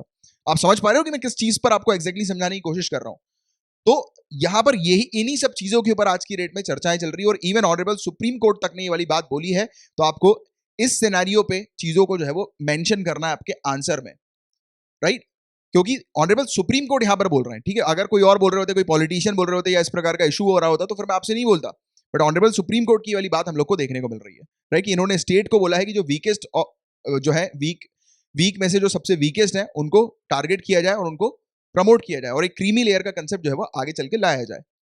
बट अभी भी चीजें फाइनलाइज नहीं हुई है। अभी तो ये 5 जज की बेंच हम लोग को देखने को मिल रही है। अभी एक 7 जजेस की बेंच सामने आएगी जो कि इस पर अपना जजमेंट जो है वो देगी। तब हम लोग और इस टॉपिक पर आगे चल के चर्चा करेंगे जब 7 जजेस की बेंच जो है जब आगे इस पर बात करेगी, ठीक है ना। आई होप कि आपको यहाँ तक चीजें जो है जो मैंने बताने की कोशिश करी वो समझ में आ गई होंगी। एंड क्या जरूरत है सब क्लासिफिकेशन की, तो ऑनरेबल सुप्रीम कोर्ट ने किन किन चीजों को ऑब्जर्व किया सब क्लासिफिकेशन को लेकर। तो देखिए, ऑनरेबल सुप्रीम कोर्ट का ये कहना था कि रिजर्वेशन जो है ये क्रिएट की गई थी इन इक्वालिटीज को हटाने के लिए, बट रिजर्वेशन ने ही मतलब रिजर्व कास्ट की जो लिस्ट हम लोग को देखने को देने की जो जो रिजर्व लोग हैं उनके बीच में ही फिर इनइक्वालिटी आना शुरू हो गई। क्योंकि मेनली रिजर्वेशन को लाया क्यों गया था, जो इनइक्वालिटी, डिस्क्रिमिनेशन, डिफरेंशिएशन, भेदभाव जो हम लोग को देखने को मिलते थे उसको कम करने के लिए किया गया था कि सभी लोग जो है वो इक्वल हो जाए। बट यहां पर ये हुआ कि जो रिजर्वेशन की जो कैटेगरीज हैं, तो जो रिजर्व लिस्ट है उन्हीं के अंदर ही फिर हम लोग को इनइक्वालिटीज देखने को मिली, जो कि मैंने आपको पहले समझाई थी। तो ये ऑनरेबल सुप्रीम कोर्ट ने कहा। दूसरी चीज उन्होंने कही कि कास्ट स्ट्रगल जो है वो रिजर्व क्लासेस के अंदर ही होना शुरू हो गया। जो रिजर्व लिस्ट है शेड्यूल कास्ट की, शेड्यूल ट्राइब की, तो उनके बीच में भी जो है आपस में ही कास्ट स्ट्रगल जो है वो होना शुरू हो गया। तो इसीलिए काफी सारे लोग जो है वो पिछड़े हुए आज भी हम लोग को देखने को मिलते हैं, और जिनको रिजर्वेशन की वाकई में नीड है वो ऊपर नहीं आ पा रहे, राइट। तो मेन मोटे मोटे तौर पर ये सब चीजों की जगह इकोनॉमिक वीकर सेक्शन पर अगर ज्यादा काम किया जाए, फोकस किया जाए, तब फिर एक अच्छी चीज हम लोग को आगे चल के देखने को मिलेगी, है कि नहीं। क्योंकि देखो अब इतनी पीढ़ियां जो है वो ऑलरेडी बीत चुकी है, आप लोग को पता ही है ऑलरेडी। तो ये सब जो पुरानी जो चीजें हुआ करती थी तो उसको कंटिन्यूअसली जो है वो नहीं ले जाया जा सकता, और ये चीज आगे भी जो है वो यहाँ पर यही चीज कही गई है जिसके बारे में भी हम लोग चर्चा करेंगे। तो कास्ट, ऑक्यूपेशन और पॉवर्टी ये आपस में, यानी कि गरीबी हो गई, कास्ट हो गया, ऑक्यूपेशन हो गया, ये आपस में इंटरकनेक्टेड हम लोग को देखने को मिलते हैं, राइट। और साथ ही साथ स्टेट जो है गाइस उसके पास पावर है किस चीज की, कि क्वालिटेटिव और क्वांटिटेटिव डिफरेंसेस जितने भी हम लोग को क्लासेस के बीच में देखने को मिलते हैं उनके ऊपर ये काम करें। स्टेट्स, राज्य, राइट, उनके ऊपर काम करें। जो भी यानी कि उस स्टेट के अंदर जितने भी कास्ट के इश्यूज चल रहे हैं, जो भी डिफरेंसेस लोगों के बीच में चल रहे हैं, तो स्टेट का ये काम होता है कि वो डिफरेंसेस को जो है वो सॉल्व करे, और स्टेट की पावर जो है ये स्टेट से नहीं छीनी जा सकती। तो ये चीज जो है वो ऑनरेबल सुप्रीम कोर्ट के द्वारा कही गई। और हमारे जो कॉन्स्टिट्यूशन है इंडिया का, उसके आर्टिकल 341 क्लॉज 1 के अंदर ये चीज मेंशन है कि हमारे ऑनरेबल प्रेसिडेंट ऑफ इंडिया ये जब गवर्नर के साथ कंसल्ट करते हैं तो उसके बाद ये स्पेसिफाई करते हैं कि किस पर्टिकुलर शेड्यूल कास्ट जो है उसको ऐड करना है, या फिर कौन सी रेस होनी चाहिए, कौन सा ट्राइब होना चाहिए, या फिर कौन से ग्रुप का पार्ट होना चाहिए कास्ट के अंदर या रेसेस के बीच में। यानी कि किसको मतलब किस कैटेगरी को, किस ग्रुप को, किस कास्ट को जो है वो ये रिजर्वेशन जो है वो ऑफर करना है, यानी कि शेड्यूल कास्ट की लिस्ट में या शेड्यूल ट्राइब की लिस्ट में जो है वो उनको मेंशन करना है। तो ये कौन डिसाइड करते हैं, हमारे ऑनरेबल प्रेसिडेंट ऑफ इंडिया और गवर्नर के कंसल्टेशन के साथ। तो ये डिसाइड करते हैं, और ये चीज लिखी हुई है आर्टिकल 341 क्लॉज 1 के अंदर। और हमारे ऑनरेबल प्रेसिडेंट ने 2 कानून जो है या फिर 2 ऑर्डर जो है वो ऑलरेडी प्लेस किए हुए हैं। Constitution schedule caste order 1950, schedule caste and schedule tribe list modification order 1956। तो ये ऑलरेडी 2 चीज हम जो है वो हम लोग को देखने को मिलती हैं। और आर्टिकल 341 क्लॉज 2 के अंदर ये भी मेंशन्ड है कि हमारी जो पार्लियामेंट है इंडिया की, तो ये कानून बनाकर किसी भी जो जो यानी कि जो ये लिस्ट ऑर्डर के थ्रू जो भी लिस्ट तैयार की गई है, बताई गई है शेड्यूल कास्ट और शेड्यूल कास्ट की, तो इसमें किसी भी ग्रुप को ऐड कर सकते हैं या एक्सक्लूड कर सकते हैं। तो ये पार्लियामेंट ऑफ इंडिया के पास भी ये पावर हम लोग को देखने को मिलती है, ये कानून के थ्रू जो है वो किया जा सकता है, राइट। इसके अलावा ये जजमेंट जो है वो इतना सिग्निफिकेंट क्यों हम लोग को देखने को मिल रहा है, इतना महत्वपूर्ण क्यों है ये जजमेंट, तो बताया गया है कि क्रीमी लेयर का कंसेप्ट जो है वो शेड्यूल कास्ट और शेड्यूल ट्राइब्स में भी एक्सटेंड किया जा रहा है। और ओबीसी में जो क्रीमी लेयर का कंसेप्ट जो हम लोग को देखने को मिला था कि जो ऑलरेडी जो है वो मतलब जिनने अपनी पोजीशन जो है वो स्टैब्लिश कर ली है, रिच हो गए हैं, वो उनके पास पैसा आ गया, तरक्की उनने कर ली है, तो उनको जो है वो फिर एक्सक्लूड किया जाए, उनको क्रीमी लेयर में डाला जाए, और जो रिमेनिंग जो लोग हैं अदर बैकवर्ड क्लासेस के, तो उनको जो है वो रिजर्वेशन का एग्जैक्ट बेनिफिट जो है वो दिया जाए, प्रोवाइड किया जाए। और जजमेंट में भी ये बाकायदा चीजें फिर से मेंशन की गई कि ये जो सोशली और एजुकेशनली बैकवर्ड का जो सिनेरियो हम लोग को देखने को मिलता है, राइट, तो ये अनंत काल तक नहीं है। यानी कि ये जो बैकवर्ड का जो सिनेरियो है वो अनंत काल तक नहीं है। अब आपने जैसे कि मान के चलो कि किसी ने रिजर्वेशन के थ्रू जो है वो आईएएस की रैंक हासिल कर ली, या कोई भी यानी कि एक वेल एस्टेब्लिश जॉब जो है वो हासिल कर ली, राइट, तो अब वो वाली चीज तो खत्म हो गई ना, इकोनॉमिकली वो एम्पावर हो गए, तो अब जो है दूसरों को भी मौका मिलना चाहिए एम्पावर होने का। अब वही उन्हीं में से ही अगर लोग जो है वो बार बार जो है वो एम्पावर होते रहे रिजर्वेशन के थ्रू, तो ऑब्वियस ही बात है कि जो उस पर्टिकुलर कास्ट ग्रुप है उसके जो बैकवर्ड लोग हैं, जो कि वाकई में वेरियस फैसिलिटी सर्विसेज जो है वो अवेल नहीं कर पा रहे हैं, बट दूसरों के कारण जो है इनइक्वालिटीज डेवलप हो रही है, यानी कि उन्हीं के अभी स्टार्टिंग में हमने बात करी थी ना कि शेड्यूल कास्ट में ही इनइक्वालिटीज जो है वो हम लोग को देखने को मिल रही है। वही चीज मैंने आपको एग्जांपल लेके समझाई कि एक गरीब व्यक्ति है शेड्यूल कास्ट के अंदर जो कि कोचिंग तक उसके पास पढ़ने के लिए पैसे नहीं है, और वहीं शेड्यूल कास्ट के अंदर एक अमीर व्यक्ति है जिसने ऑलरेडी अपने आप को स्टैब्लिश कर लिया है, तो वो अपने ऑफस्प्रिंग को, अपने बच्चों को जो है वो महंगी कोचिंग पे भेज सकते हैं, वो अपनी सर्विसेज जो है वो अवेल कर सकते हैं। और उसके बाद फिर रिजर्वेशन लेने का तो आई डोंट थिंक कोई फायदा है। रिजर्वेशन वाकई में उनको मिलना चाहिए जो नीडी है, जो वाकई में कोचिंग अटेंड नहीं कर पा रहे। इसको एक मतलब ब्रॉड पर्सपेक्टिव से समझने की कोशिश करो आप, तब आपको चीजें जो है वो समझ में आएंगी, क्योंकि ऑनरेबल सुप्रीम कोर्ट ने इन सब चीजों पे हाईलाइट किया हुआ है, राइट। तो इस पर जो है वो हम लोग को बिल्कुल भी नकारना नहीं। और हाँ, अगर आपके कुछ ओपिनियंस होंगे तो वो डेफिनेटली आप मेंशन नीचे कमेंट बॉक्स में कीजिएगा। और जैसे कि अगर आपको लगता है कि हाँ यार ये वाला पॉइंट क्या मैं ऐड कर सकता हूँ या कर सकती हूँ, तो अपना जो डिस्कशन ग्रुप है टेलीग्राम का, वहां पे आप शेयर कीजिए, वहां पे डिस्कशन कीजिए, और वहां पे जैसे कि अगर कभी मैं देख लेता हूँ आपका आंसर, तो मैं भी जो है वो आपको बता दूंगा, मेंशन कर दूंगा, रिप्लाई कर दूंगा कि हाँ इसको ऐड करना चाहिए या नहीं करना चाहिए। जैसे कि आपके भी थॉट प्रोसेस, आपके भी माइंड में कुछ अगर कोई यूनिक चीज आती है, जैसे कि कई बार स्टूडेंट जो है वो मुझे मैसेज लिखते हैं कि सर ये वाला जो क्लॉज है क्या मैं इसको ऐड कर सकता हूँ या कर सकती हूँ क्या अपने आंसर में, तो उनको मैं मेंशन कर देता हूँ कि हाँ ये अच्छा रहेगा पॉइंट या नहीं रहेगा, इससे इसके इंप्लीकेशंस ये हो सकते हैं। तो ऐसा ऐसा करके जो है वो मैं बता देता हूँ, ठीक है। चलो एनीवेज आगे की बात करें, इस जजमेंट के इंप्लीकेशंस हम लोग को क्या देखने को मिलेंगे। तो इसमें एक प्रॉब्लम ये आ गई है अभी कि 2004 का एक जजमेंट था ईवी चिन्नैया केस के अंदर हम लोग को देखने को मिला था 2004 के अंदर। इस जजमेंट में ऑनरेबल कोर्ट के द्वारा ये चीज मेंशन कर दी गई थी कि अगर राज्यों को अलाउ किया कि शेड्यूल कास्ट के अंदर सब क्लास बनाने के लिए, यानी कि क्लास के अंदर एक क्लास जो है वो क्रिएट करने के लिए अगर राज्यों को, स्टेट्स को जो है अगर अलाउ किया, तो इससे क्या प्रॉब्लम आएगी कि ये जो ऑनरेबल प्रेसिडेंट ने जो लिस्ट जो तैयार की हुई है, जैसे कि जो दो ऑर्डर्स अभी हम लोगों ने देखे प्रीवियस स्लाइड में, ये कॉन्स्टिट्यूशन शेड्यूल कास्ट ऑर्डर 1950 और schedule caste and schedule tribe list modification order 1956, इसके तहत जो भी लिस्ट जो तैयार हुई है तो उस लिस्ट के साथ जो है वो छेड़खानी हो जाएगी। तो ये इसको लेकर जो है ये दो अलग अलग पॉइंट ऑफ व्यू हम लोग को देखने को मिल रहे हैं। अभी जो 5 जजेस की जो बेंचेस हैं उन्होंने ये चीज मेंशन करी, स्टेट्स को कहा कि आप सब लिस्ट जो है वो तैयार करो, यानी कि क्लास के अंदर जो है वो और क्लास वाली लिस्ट जो है वो आप तैयार करो, जिससे कि टारगेटेड जो पर्सन्स हैं उनको हम लोग को अप्रोच करना है, टारगेटेड सिटीजन्स को अप्रोच करना है, जिससे कि जो फायदा मिले वो एग्जैक्टली जो वीकर हैं, यानी कि जो वीक में से भी वीकेस्ट हैं उनको फायदा मिले। तो इसको लेकर ऑनरेबल सुप्रीम कोर्ट ने तो ये बात कह दी, बट 2004 में ये हुआ था कि अगर स्टेट्स को ये पावर दे दी जाएगी तो स्टेट्स अपनी इस पावर के चलते प्रेसिडेंशियल लिस्ट के साथ छेड़खानी कर सकती हैं, छेड़छाड़ कर सकती हैं, है कि नहीं। तो इसको लेकर पूरा मुद्दा जो है वो भी फाइनलाइज नहीं हुआ है अभी। एट प्रेजेंट जो है वो 7 बेंचेस की जजेस मतलब कि 7 बेंच जजेस की बेंच हम लोग को देखने को मिलेगी, तो ये पूरा मामला जो है वो सॉल्व करेंगे। तो आगे चल के इससे रिलेटेड और भी कनेक्टिंग चीजें हम लोग को देखने को मिलेंगी जो कि मैं आपको कवर कराऊंगा, ठीक है। आने वाले समय में जब भी ऑनरेबल जो कोर्ट है वो इस पर कुछ जजमेंट देती है या कोई भी ऑर्डर पास करती है ऐसा कुछ, ठीक है, तब हम लोग चर्चा करेंगे। तो अभी के लिए इतनी जानकारी आप लोग को होना जरूरी था, राइट। नेक्स्ट जो टॉपिक है वो वर्ल्ड उर्दू कॉन्फ्रेंस का है। वर्ल्ड उर्दू कॉन्फ्रेंस अभी रिसेंटली ऑर्गेनाइज की गई है national council for promotion of Urdu language, और ये न्यू दिल्ली के अंदर हम लोग को देखने को मिली है। और national council for promotion of Urdu language एक ऑटोनॉमस बॉडी है जो कि department of secondary and higher education, जो कि मिनिस्ट्री ऑफ ह्यूमन रिसोर्स के अंडर हम लोग को देखने को मिलती है, तो उसके तहत ही आती है। तो आपको मुझे नीचे कमेंट बॉक्स में लिखकर बताना है कि ministry of HRD human resource development जो मिनिस्ट्री है, तो उसका भी नया नाम क्या है। इसका नाम अभी रिसेंटली चेंज किया गया ना, अभी अपन ने बात करी थी न्यू एजुकेशन पॉलिसी के बारे में, तो उसका जो नाम चेंज किया गया है वो आप नीचे कमेंट बॉक्स पर नाम लिखकर बताइए।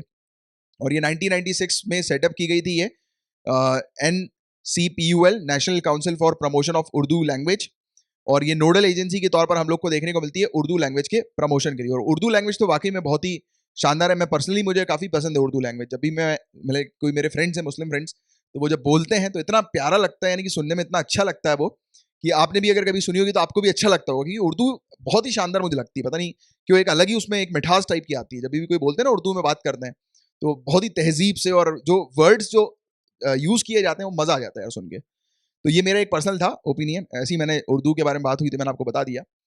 तो अब पेपर 2 से रिलेटेड इतने ही टॉपिक्स थे, नाउ हम लोग पेपर 3 के टॉपिक्स की तरफ आगे बढ़ रहे हैं। देखिए डिजी लॉकर के बारे में मैंने आपको पढ़ाया था अभी थोड़ी देर पहले, तो ये आ गया डिजी लॉकर से रिलेटेड क्वेश्चन। तो आप वीडियो को पॉज कीजिए, मेरे एक्सप्लेन करने से पहले नीचे कमेंट बॉक्स पर इसका आंसर लिखकर बताइए। तो देखिए गाइस, इसमें से डिजी लॉकर के बारे में करेक्ट स्टेटमेंट बताना है। तो ये एक गवर्नमेंट की वेबसाइट है, हाँ बिल्कुल सही, डिजी लॉकर एक गवर्नमेंट की वेबसाइट हम लोग को देखने को मिलती है। ये एक ऑनलाइन लॉकर रिपोजिटरी, एक भंडार है, लॉकर है ऑनलाइन हम लोग को देखने को मिलता है जहां पर डॉक्यूमेंट्स वगैरह रखे जाते हैं, ये भी बिल्कुल करेक्ट है, राइट। और ये एक प्लेटफॉर्म प्रोवाइड कराता है जहां पर सभी इंपॉर्टेंट डॉक्यूमेंट्स एक ही जगह पर हम लोग प्रोवाइड कर सकते हैं, यानी कि रख सकते हैं अपने, राइट, सिक्योरली।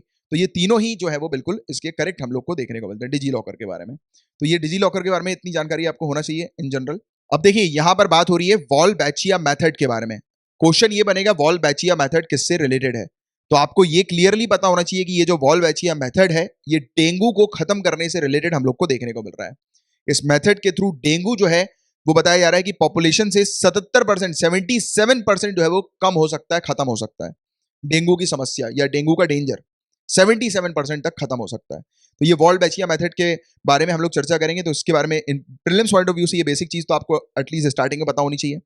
और अभी ये टॉपिक न्यूज में इसलिए क्योंकि कुछ साइंटिस्ट हम लोग को वर्ल्ड मॉस्किटो प्रोग्राम जो हम लोग को ऑस्ट्रेलिया के अंदर मोनाश यूनिवर्सिटी में और इंडोनेशिया के अंदर हम लोग को गडजा मादा यूनिवर्सिटी में देखने को मिला था। तो वहां के जो कुछ साइंटिस्ट हैं उन्होंने ये इंडोनेशिया के अंदर योग्याकार्ता इंडोनेशिया के अंदर 27 जो है वो महीने का ट्रायल कंडक्ट किया था इसी चीज को लेकर, वॉल्बैचिया मेथड को लेकर।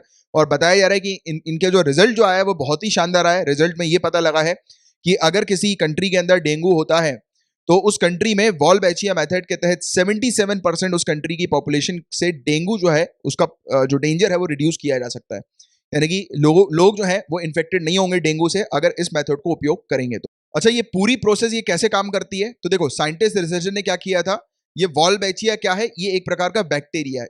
और ये आपको ये भी याद रखना है, जैसे कि अभी हमने पढ़ा ना कि वॉल्बैचिया मेथड क्या है, किससे रिलेटेड है, तो डेंगू को रोकने से ये रिलेटेड एक चीज तो आपको पता है। बट वॉल्बैचिया क्या है? वॉल्बैचिया एक बैक्टीरियम हम लोग को देखने को मिलता है, एक बैक्टीरिया है ये, ठीक है, वॉल्बैचिया।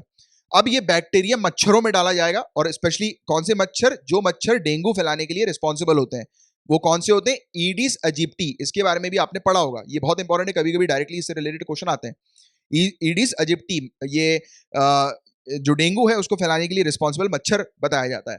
तो जितने भी ये एडिस एजिप्टी मच्छर हैं उनकी मैक्सिमम मच्छरों को पकड़कर उनको इन्फेक्ट कर दो इस बैक्टीरिया से, वॉल्बैचिया से, ठीक है। अब यहां पर कहा गया कि जैसे ये वॉल्बैचिया मच्छर जो है वो वॉल्बैचिया से इन्फेक्ट हो जाएंगे और जब ये मच्छर जो है वो ब्रीडिंग करेंगे, यानी कि अपने बच्चे वगैरह जब इनके हम लोग को देखने को मिलेंगे ब्रीडिंग के बाद, तो इनके बच्चों में ये वायरस जो है वो नहीं होगा, डेंगू फैलाने वाला वायरस जो है वो नहीं होने वाला।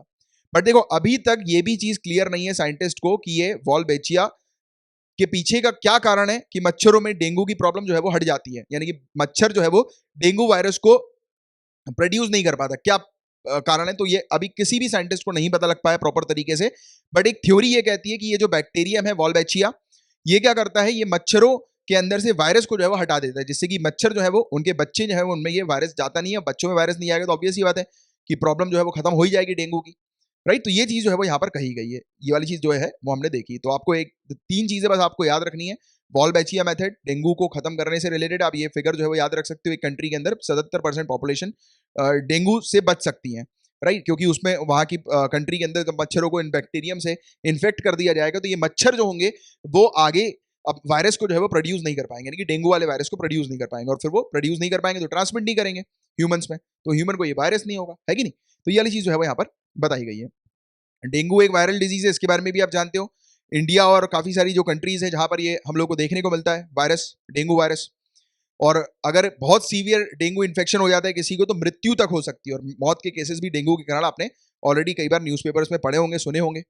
और वर्ल्ड हेल्थ ऑर्गेनाइजेशन ने एस्टिमेट किया है कि हर साल 100 से लेकर 400 मिलियन डेंगू के इन्फेक्शन के केसेस सामने आते हैं, और ये लगातार जो है वो पूरी दुनिया भर में बढ़ते जा रहे हैं। और अब ये हम लोग को वॉल्बैचिया मेथड जो है वो एक देखने को मिला है जो कि केसेस को रिड्यूस करने में मददकारी हम लोग को देखने को मिलेगा। अब देखो गाइस, इसमें मैं एक चीज और आपको बताना चाहूंगा, यहीं पर ही आगे चल के अब अभी हम लोग एक जेनेटिक इंजीनियरिंग के बारे में भी एक टॉपिक है वो डिस्कस करेंगे, जेनेटिकली मॉडिफाइड क्रॉप्स के बारे में देखेंगे।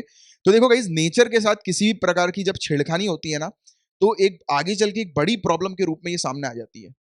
तो कहीं ना कहीं ये जो वॉल्बैचिया मेथड है अभी तो मजा आ रहा है कि अच्छा है, बट इसके बुरे परिणाम भी हो सकते हैं, क्योंकि देखो अभी क्लियरिटी नहीं है। ये एनालिसिस को समझने की कोशिश करो आप, एज अ ब्यूरोक्रेट की नजर जो है वो आपकी इस पे पड़नी चाहिए कि यार इसको अगर प्रमोट किया, आप अपने मेंस में भी ये लिखेंगे, इसको प्रमोट किया, यानी कि एक जो दूसरा पर्सपेक्टिव होता है ना, कॉन्स भी आप लिखेंगे, इसके फायदे तो बड़े बड़े मजे आ रहे हैं। जैसे फायदे तो बहुत होते हैं काफी सारी चीजों के, बट उसके जो बुरे परिणाम है वो भी आप लोग को मेंशन करना जरूरी है, क्योंकि फायदे तो कोई भी मेंशन कर लेगा, बट नेगेटिव चीज क्या है उसके अंदर, वो एक ब्यूरोक्रेट की पैनी नजर इस पे पड़नी चाहिए। ये पैनी नजर ये है, ये कहती है कि अभी तक फुली अंडरस्टूड नहीं है, अभी तक पता नहीं है साइंटिस्ट रिसर्चर को कि वॉल्बैचिया करता क्या है आखिर मच्छरों की अंदर, मच्छरों की बॉडी में। अब अगर बैचिया अगर मच्छरों की बॉडी में टेम्पररी पीरियड के लिए मान लिया हमने कि डेंगू वायरस को रिड्यूस कर दे, बट आगे चल के कोई डेडली वायरस क्रिएट कर दे तो उसकी क्या गारंटी है? क्योंकि यहाँ पर तो पूरी चीज क्लियर नहीं है ना। और ह्यूमंस की बॉडी जो है वो रेप्लिकेट करती है, आपको पता होगा। जैसे कि हम जो है आज की डेट में जो मॉडर्न ह्यूमंस जो हम लोग हैं, वो पहले एक समय में बंदर हुआ करते थे, वो एप, है ना? गलत कह रहा हूँ? अब धीरे धीरे करके ये मॉडिफिकेशन आ गया बॉडी के अंदर, आगे चल के और कुछ अलग मॉडिफिकेशन आ जाए, कोई नहीं कह सकता कुछ। अब ये मच्छरों में ये एक्सपेरिमेंट हो गया। अब मच्छरों में आगे चल के कोई इसी वॉल्बेचिया बैक्टीरियम जो है वो एक अलग तरीके का रूप ले ले तो कौन क्या कहेगा? तो ये भी एक गड़बड़ी है ना। और हमेशा हम लोग सुनते ही हैं कि अगर नेचर के साथ थोड़ी भी छेड़खानी करोगे, उसमें आर्टिफिशियल चीजों को इंक्लूड करोगे, ऐड करोगे, तो बहुत खतरनाक परिणाम जो है उसके देखने को मिल सकते हैं। तो ये वाले पर्सपेक्टिव भी जो है वो आप मेंस में उपयोग करेंगे। भले ही कितनी भी अच्छी चीज है ये, मान लिया एक तरफ बात की जाए, बट अभी इसके ऊपर अगर 100% गारंटीड रिसर्च वाली चीज थोड़ी ना हुई है। अभी तो बाकायदा लिख रही है रिपोर्ट की, अभी तक पूरी तरह से पता नहीं है वॉल्बेचिया करता क्या है, बट अंदाजा अनुमान ये लगाया जा सकता है थ्योरी के थ्रू कि वो शायद वायरस जो है उसको कम कर दे, है ना? बट अपन को अंदाजा नहीं लगाना ह्यूमन की लाइफ डेंजर में आ गई आगे चल के तो, राइट? तो ऐसी चीज है। अभी तो डेंगू हो रहा है, लोगों को मरने के चांसेस काफी कम होते हैं, ऐसे जितने ज्यादा नहीं होते हैं अगर प्रॉपर केयर की जाए तरीके से तो। बट कल को ये बालबूचिया के कारण जो है आगे चल के मच्छर ने काटा और आदमी मर गया, फिर कहाँ छुपेगा आदमी जाके? ये भी तो समझो आप। वैसे ही अभी कोरोना वायरस ने बहुत सारे सबक जो है वो सिखा दिए, तो इस डायरेक्शन पे भी आपका दिमाग आगे चलना चाहिए। आगे की चर्चा करें। अब यहाँ पर गाइस बताया जा रहा है जीएसटी शॉर्टफॉल के बारे में, जीएसटी में गिरावट। तो इसके बारे में कई बार हम लोग ऑलरेडी प्रीवियस रिपोर्ट्स में देख चुके हैं कि जीएसटी का कलेक्शन जो है वो अभी हो नहीं पा रहा है, सरकार के पास रेवेन्यू जो है वो जनरेट नहीं हो पा रहा है जीएसटी के चलते, क्योंकि कलेक्शन नहीं हो पा रहा है, लोग बाग जो है वो स्पेंडिंग कर नहीं रहे, तो स्पेंडिंग नहीं करेंगे तो जीएसटी कहाँ से फिर आएगी? यानी कि ये कलेक्शन जो है वो कहाँ से होगा? क्योंकि जैसे कि आप जब है, आप जीएसटी कब पे करते हो? जब आप कोई सर्विस लेते हो, गुड्स एंड सर्विसेज टैक्स है, या फिर आप अगर आप कोई सामान लेते हो तब यहाँ पर आप जीएसटी पे करते हो। तो कंज्यूमर जो है वो सामान ले ही नहीं रहा है, तो फिर जीएसटी में तो गिरावट तो आएगी आएगी। तो ये लॉजिक भी आपको पता होना चाहिए, जिसको कई बार हम लोग डिस्कस कर चुके हैं। क्योंकि क्या होता है कि एग्जाम में, कॉम्पिटेटिव एग्जामिनेशंस में, यूपीएससी स्पेशली ये क्या करती है, आपको ऐसे स्टेटमेंट देती है जो कि उल्टा टाइप का होता है, यानी कि वो थोड़ा सा कंफ्यूजिंग होता है, तो वो घुमा के आपको चीजें पूछती है। तो वो उस तरीके की चीजें जो है वो समझना बहुत इंपॉर्टेंट होता है। जैसे कि हम लोग इतने दिनों से बात करें, लोग स्पेंडिंग नहीं कर रहे हैं तो फिर प्रॉब्लम आ रही है, तो अब यहाँ पे लिख दिया जाएगा कि जीएसटी के कम होने की क्या वजह है। एक पॉइंट, लोग स्पेंडिंग नहीं कर रहे हैं, वो पॉइंट करेक्ट होगा बिल्कुल। लोग खर्चा नहीं करेंगे तो टैक्स जो है वो पे नहीं कर रहे हैं, यानी कि क्योंकि टैक्सेस किससे वसूला जाता है? लोगों से, पब्लिक से। क्योंकि आज मैं रेस्टोरेंट में जाऊंगा, कुछ खाऊंगा, तभी तो मेरे पास जो बिल आएगा तो उस बिल पे लिखा रहता है जीएसटी, कितना मुझे पे करना है कि नहीं? वैसे ही मैं कुछ सामान खरीदूंगा तो उस पर जीएसटी लिखा रहता है। बट यहाँ पर लोग खरीद नहीं रहे हैं कुछ, लोग जो है वो खर्चा नहीं कर रहे हैं, स्पेंडिंग बंद हो गई लोगों की। तो इसीलिए जीएसटी का रेवेन्यू जो है उसमें भी घाटा सामने नजर आया है। ठीक है, यानी कि सरकार के पास जो है वो जीएसटी कलेक्शन नहीं हो पा रहा है। तो इसी को लेकर ही कुछ चर्चाएं यहाँ पर हुई हैं, तो वो हम लोग देखेंगे। तो जीएसटी कंपनसेशन एक्ट बहुत इंपॉर्टेंट है, इसकी हम लोग बात करेंगे। तो ये जब जीएसटी जब लाया गया था, तब उस समय कहा गया था कि 2022 तक, यानी कि पहले 5 सालों में जो भी राज्यों को किसी भी प्रकार का नुकसान होता है, यानी कि रेवेन्यू का, उनके पास जो है वो रेवेन्यू कलेक्शन नहीं हो पा रहा है, प्रॉब्लम आ रही है, उनको नुकसान हो रहा है जीएसटी के कारण, तो उनको गारंटी दी गई थी कि उनको मुआवजा दिया जाएगा। मुआवजे के तौर पर यह कहा था कि लागू किए जाएंगे सेज को, sin and luxury goods cess. आपको पता होगा इन दोनों के बारे में अभी कुछ दिनों पहले ही हम लोगों ने डिस्कस किया हुआ है। जो भी सिन प्रोडक्ट्स जो होते हैं, जैसे तंबाकू हो गया, सिगरेट हो गई, तो इसके ऊपर सेज जो है वो लगा दिया जाता है, बढ़ा दिया जाता है, नहीं कि रेट्स इनके महंगे कर दिए जाते हैं। लग्जरी गुड्स के अंदर कार्स वगैरह हम लोग को देखने को मिलती है, कार्स आ जाती हैं, तो और उनके ऊपर सेज जो है वो लगा दिया जाता है। राइट, कार हो गई, व्हीकल्स वगैरह हो गए, राइट। तो ये एक इशू, एक सिनेरियो हम लोग को देखने को मिलता है, जिसके तहत जो पैसा कलेक्शन होता है, और वो कलेक्शन जो होता है, उस कलेक्शन के थ्रू जो है वो राज्यों को मुआवजा दे दिया जाता है। बट अभी क्या हो रहा है? अभी कहानी पूरी हर तरीके की ठप पड़ गई है, ना जो है वो मुआवजे के पैसे आ पा रहे हैं, ना सेज आ पा रहा है, ना जीएसटी आ पा रहा है। तो ये बड़ी प्रॉब्लम आज की डेट में हो गई, तो ये बड़ा इशू चल रहा है। इकोनॉमिक स्लो डाउन तो ऑलरेडी 2019 से हम लोग को देखने को मिल ही रहा था, ऊपर से ये आ गया कोविड, तो कोविड के कारण से और बड़ा गैप जो है वो जीएसटी रेवेन्यू का सामने आ गया। राज्यों के पास बताया जा रहा है कि इस साल 3 लाख करोड़ रुपए का गैप है, यानी कि 3 लाख करोड़ रुपए का कलेक्शन जो है वो नहीं हुआ है जीएसटी के कारण। तो ये बड़ा एक इशू चल रहा है, 40% गैप जो है वो पिछले साल के मुकाबले एट प्रेजेंट यहाँ पर देखने को मिल रहा है। तो यहीं पे वही चीज आ रही है, अब राज्यों को चाहिए पैसा, और यहाँ पे इस कानून के तहत जो है वो गारंटी दिया गया था कि उनको कंपनसेशन मिलना चाहिए, मुआवजा मिलना चाहिए, बट ऐसा कुछ हो नहीं पा रहा है, पॉसिबिलिटी नहीं हो पा रही है। क्योंकि मुआवजा तब देंगे ना जब जो है वो सेज वगैरह कलेक्ट होगा, या कुछ ऐसा हम लोग को देखने को मिलेगा, कहीं से पैसा आएगा, बट कुछ नहीं हो पा रहा है। ये बड़ी दिक्कत चल रही है। और अभी रिसेंटली हमारी फाइनेंस मिनिस्टर ने भी इसको एक अनफोर्सीन एक्ट ऑफ गॉड कहा, क्योंकि कोरोना वायरस एक ऐसी चीज हो गई जिसने हर एक सेक्टर के ऊपर प्रभाव, नेगेटिव इंपैक्ट जो है वो डाल के रखा हुआ है। चाहे वो हेल्थ सेक्टर हो, चाहे वो इकोनॉमी हो, हर चीज जो है वो ठप कर दी है, लोगों की जॉब्स चली गई। तो बहुत ही बुरी स्थिति जो है वो यहाँ पर बताई गई। तो इसी के कारण जो है वो कलेक्शन वगैरह नहीं हो पा रहा है। और कंपनसेशन सेस की बात करें तो ये क्या है, तो ये हम लोग को देखने को मिलता है कंपनसेशन सेस के अंदर की जो GST compensation to states act 2017 जो है, इसमें स्पेसिफाई किया हुआ है पूरी चीजें कि किस किस कौन से सेस होंगे और किस तरीके से जो है वो पैसा कलेक्ट किया जाएगा कंपनसेशन के लिए, मुआवजे के लिए, जिसके बारे में थोड़ी इन जनरल डिटेल मैंने आपको भी समझाते समय दे ही दी थी। तो कानून के अंदर ये अज्यूम किया गया था कि जीएसटी का तो जो रेवेन्यू है, यानी कि जीएसटी में जो फायदा होगा, जो इनकम होगी स्टेट्स को, तो हर एक स्टेट को कहा था कि इनकम जो है वो हर साल 14% ग्रो करेगी। 15-16 से लेकर हर साल जो है वो 14% ग्रो करती रहेगी। बट ऐसा हुआ नहीं, अभी तो बिल्कुल भी नहीं हो रहा। ग्रो करने की जगह तो नेगेटिव में चले गया पूरी चीजें। और स्टेट जो है जो टैक्सेस जो है वो कलेक्ट कर रहे हैं इस अमाउंट से कम, यानी कि हर साल 14% का जो अमाउंट इसमें ऐड कर दिया जाएगा, तो इससे कम जो भी स्टेट जो है वो कलेक्शन हो रहा है तो उनको कंपनसेशन दे दिया जाएगा। जो भी उनका घाटा हुआ है, जो भी नुकसान हुआ है, तो उनको उनका मुआवजा जो है वो दिया जाएगा।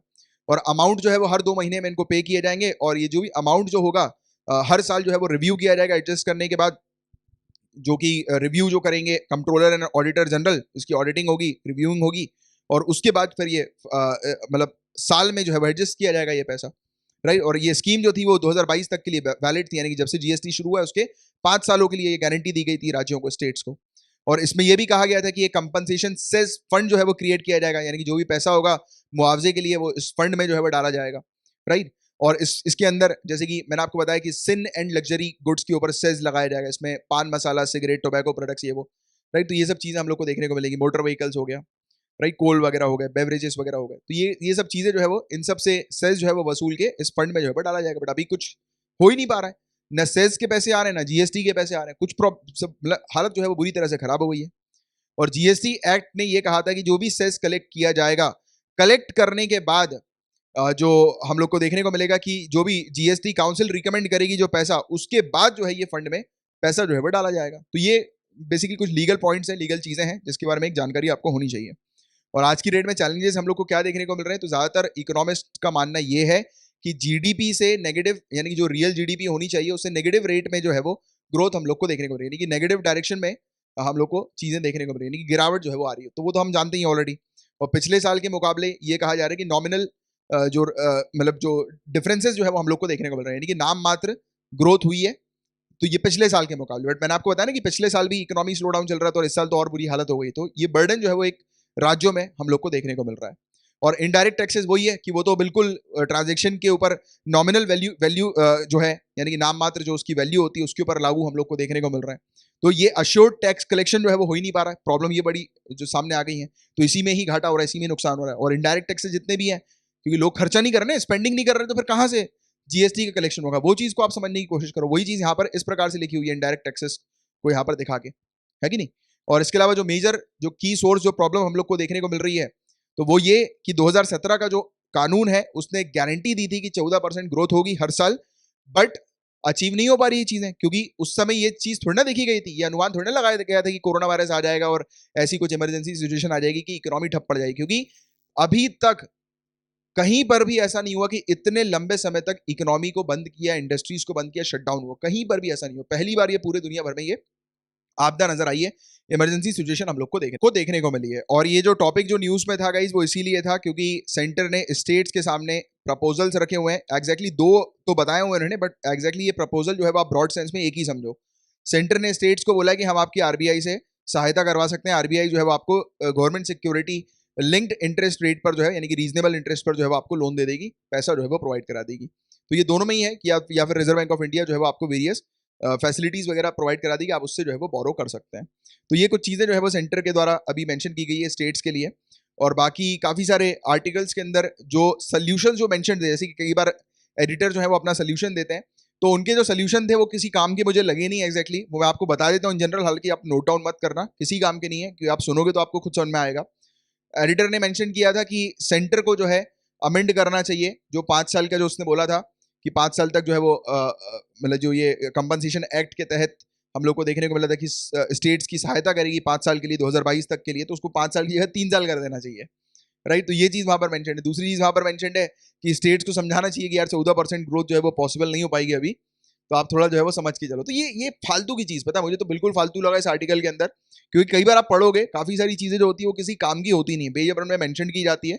और इसी चीज को लेकर मैं आपको इसलिए यहाँ पर क्लैरिफाई कर रहा हूँ, क्योंकि कई बार स्टूडेंट्स जो होते हैं, क्योंकि देखो मेनली क्या होता है, जो ये प्रॉब्लम आती है स्पेशली उन स्टूडेंट्स को जो अभी अभी तैयारी कर रहे होते हैं, तो उनको लगता है यार सब पढ़ डालो सब पढ़ डालो सब पढ़ डालो, बट ये एग्जाम आपसे सब पढ़ डालो डिमांड नहीं करता है। और वही चीज मैं आपको यहाँ पर ये समझाता हूँ कि कोई भी एक आर्टिकल है, अगर वो 5 पेजेस का है, तो आपके पास इतना आपको वो करना है कि उस 5 पेजेस को जो है वो आपको कुछ वर्ड्स में जो है वो आप कलेक्ट कर लो, क्योंकि आप हर चीज जो है वो मेंस में मेंशन नहीं कर पाओगे। आपको एक लिमिटेड आंसर में बहुत अच्छे से ब्यूटीफुल तरीके से बहुत सारे पॉइंट्स को कवर करना है, और वही चीज मैं आपकी यहाँ पर कवर करा देता हूँ। तो कभी भी अगर आप कोई आर्टिकल देख रहे हो, राइट, या मैं कहीं पर भी, क्योंकि देखो ऑब्वियस ही बात है कि मुझे पता है कि आप लोग में से काफी सारे स्टूडेंट्स जो हैं वो बहुत जगह जो है वो पढ़ते रहते हैं अपने फ्री टाइम पे, जैसे न्यूज़पेपर उठा लिया आपने पढ़ लिया। तो अपन ने जो टॉपिक यहाँ पे कवर किया हुआ है उसको ये मान के चलना कि वो टॉपिक सफिशियंट है आपके सिलेक्शन के लिए, क्योंकि आपको बाजार में मार्केट में भंडार मिलेगा, ऐसा मैंने पहले भी आप लोग को ऑलरेडी बता चुका हूं।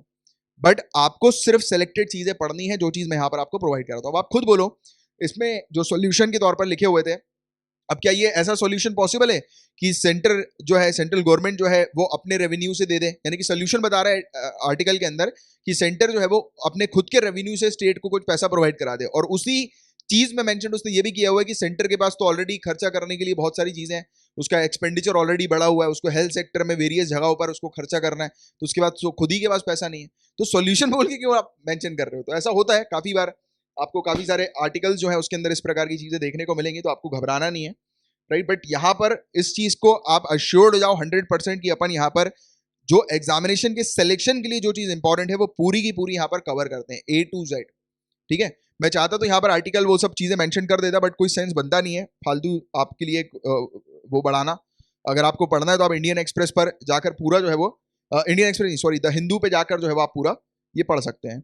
इसी को लेकर GST शॉर्टफॉल को लेकर एक पूरा आर्टिकल है, तो उसमें ये वाली चीज़ भी जो है वो मेंशन्ड है कि मतलब किस प्रकार से चीज़ें करनी है। बट उसमें एडिटर जो है वो मुझे थोड़े से कंफ्यूज लगे, क्योंकि कुछ काफ़ी सारी बातें जो उन्होंने कही तो वो आई डोंट थिंक कि इतनी ठीक थी। और अच्छा, एडिटोरियल से याद आया गाइज, यहाँ पर आपको लगता है कि एडिटोरियल कवर नहीं होते, कि काफ़ी सारे बच्चे जो हैं मुझसे पूछते हैं काफ़ी बार कि सर एडिटोरियल आप कवर करते हो कि नहीं करते हो। तो न्यूज़ में क्या होता है, जो भी न्यूज़ आती है ना उसमें एडिटोरियल के भी काफ़ी सारे पॉइंट्स आपको देखने को मिलते हैं, जो भी अपन न्यूज़ यहाँ पर कवर करते हैं। क्योंकि एडिटोरियल क्या होता है, एडिटोरियल वही होता है जो न्यूज़ होती है उस पर एक्सपर्ट्स अपने ओपिनियंस देते हैं, प्रोज देते हैं, कॉन्स देते हैं, तो वही चीज़ मैं आपको यहाँ पर पूरी एक्सप्लेन करता हूँ, राइट। तो एडिटोरियल भी अपन कवर कर रहे हैं। बट हाँ, अगर लगता है आप में से काफ़ी सारे स्टूडेंट्स को, तो अपन बहुत ही जल्दी, जैसे ही मेरे पास टाइम मेरा मैनेज होता है, तो फिर मैं अलग से भी आपको करवाना शुरू कर दूंगा। बट प्रॉब्लम ये है ना कि मैं अगर एडिटोरियल वहाँ पे कवर कराऊंगा, फिर से न्यूज़ आ जाती है उसी से रिलेटेड, तो बात एक ही हो जाती है। जैसे एक ही बार बस मैंने एक डेमो के तौर पर आपको एक एडिटोरियल दिया था, उसी पर बच्चे मुझे बोल रहे थे कि सर आपने पहले जो दिया था तो वो आप फिर से दो, वो अच्छा लगा था हमें। तो आप खुद देखो, उस समय मुझे जहाँ तक याद है अपन ने बात करी थी अपने CJI के बारे में, चीफ जस्टिस ऑफ इंडिया के बारे में।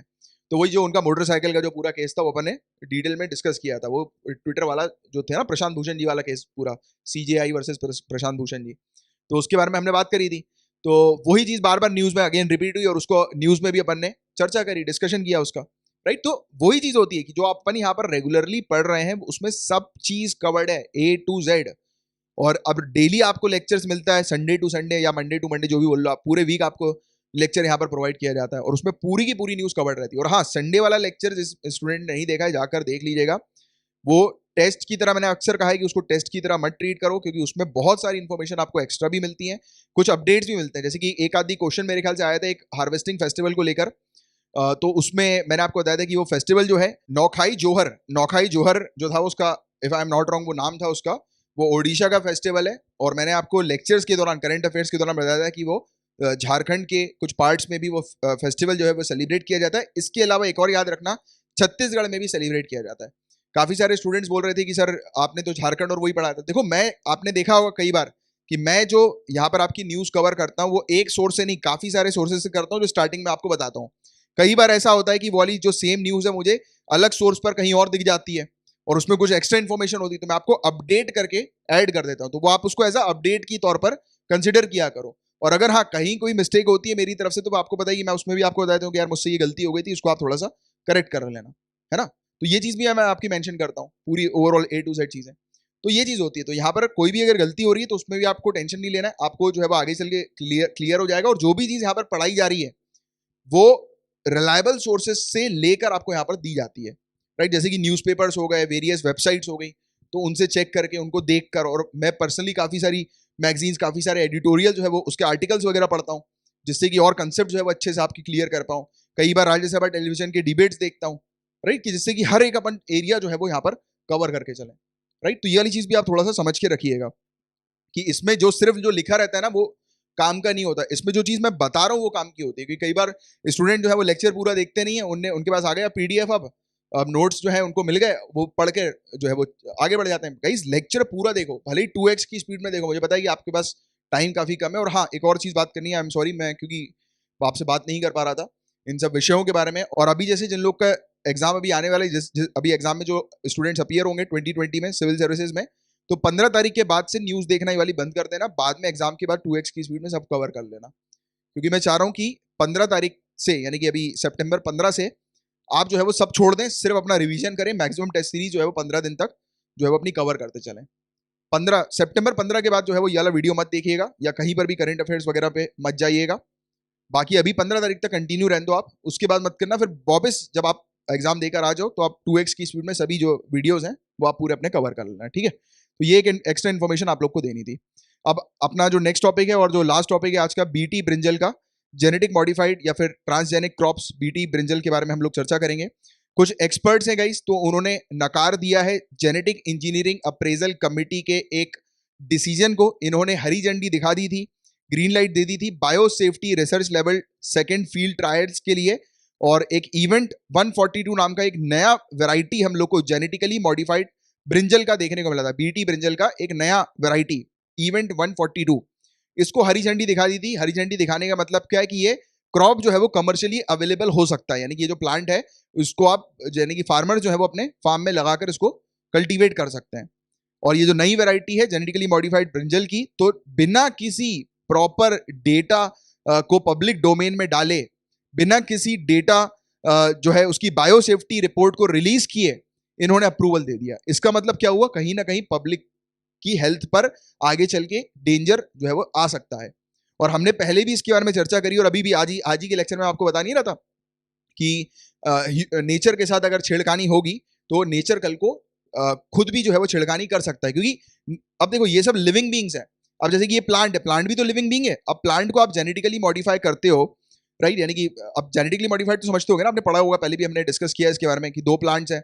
दो प्लांट्स जो है उनकी, एक प्लांट जो है मतलब यानी कि लैब्स के अंदर क्या किया जाता है साइंटिस्ट रिसर्चर के द्वारा, कि इस प्लांट के कुछ जीन्स जो होते हैं वो यहाँ पर रख दिए जाते हैं, इस प्लांट के जीन्स यहाँ पर रख दिए जाते हैं, और एक नया प्लांट जो है वो बना दिया जाता है। यानी कि एक ऐसा प्लांट बनाया जाता है जिसमें इस प्लांट की भी क्वालिटी हो, उस प्लांट की भी क्वालिटी हो, और ये आर्टिफिशियल तरीके से जो है वो तैयार किया जाता है। इसको जेनेटिकली मॉडिफाइड प्लांट जो है वो कहते हैं हम लोग, कि आर्टिफिशियली होता है ये। मतलब जीन्स जो होते हैं दो प्लांट्स के वो एक कर दिए जाते हैं, और उसमें और भी कुछ ऐसे, यानी कि जैसे कि कुछ प्लांट्स जो होते हैं वो पेस्ट रेजिस्टेंट होते हैं, यानी कि उनके ऊपर कीड़े नहीं लगते, तो उनका जो पेस्ट रेजिस्टेंट वाला जो फीचर होगा, यानी कि जिस चीज के कारण, जिस पर्टिकुलर जीन्स के कारण उन प्लांट्स में कीड़े नहीं लगते, तो उस जीन को इस प्लांट में डाल दिया जाएगा, जिससे कि ये एक ऐसा प्लांट तैयार हो जाए कि इसमें ये पेस्ट रेजिस्टेंट हो, इसमें कोई कीड़े वगैरह ना लगे, और इसमें कोई अलग से फर्टिलाइजर्स वगैरह डालने की आवश्यकता ना पड़े, कीड़ों से बचने के लिए, बचाने के लिए, है ना। तब जाकर एक क्रॉप क्रिएट किया जाता है। बट प्रॉब्लम क्या है कि आज की डेट में साइंटिस्ट के पास एक अच्छा खासा डेटा नहीं है इस चीज की पुष्टि करने का, इस चीज को मतलब 100% कंफर्म करने का कि आगे चल के ये प्लांट से ह्यूमंस को कोई प्रॉब्लम नहीं होगी, या फिर एनवायरमेंट को, नेचर को कोई प्रॉब्लम नहीं होगी, क्योंकि लिविंग बींग्स है। मैंने आपको पहले ही बताया कि ये समय समय पर जो है वो रेप्लिकेशन इनका हम लोग को देखने को मिलता है। और अगर ये प्लांट आज तो आपको मजे दे रहा है, बट कल को ये जहर के रूप में निकल आए, या फिर जो भी ह्यूमंस इस प्लांट को खा रहे हैं, स्टार्टिंग में क्या पता कुछ चीज ना नजर आए, बट आज से मान के चलो 50 साल, 60 साल, 80 साल, 200 साल बाद भी मान लो, चलो 200 साल बाद जो है वो चीजें खराब हो जाए, फिर क्या करोगे? फिर तो पूरा ह्यूमंस की जितनी भी जनरेशन है सब खत्म हो जाएगी, यानी कि ह्यूमन नहीं देखेंगे फिर। ऐसा भी हो सकता है अगर लिविंग बीइंग के साथ इस प्रकार की छेड़खानी करिए। कोरोना वायरस में यही तो हुआ, कोरोना वायरस में यही सब चीजें हुई। वुहान में क्या हुआ चाइना के, इतना ये जो मार्केट जो हुआ करता था, पूरे वाइल्ड एनिमल्स को मारते थे, काटते थे, आज वाइल्ड एनिमल से ही ये वायरस निकल के आ गया।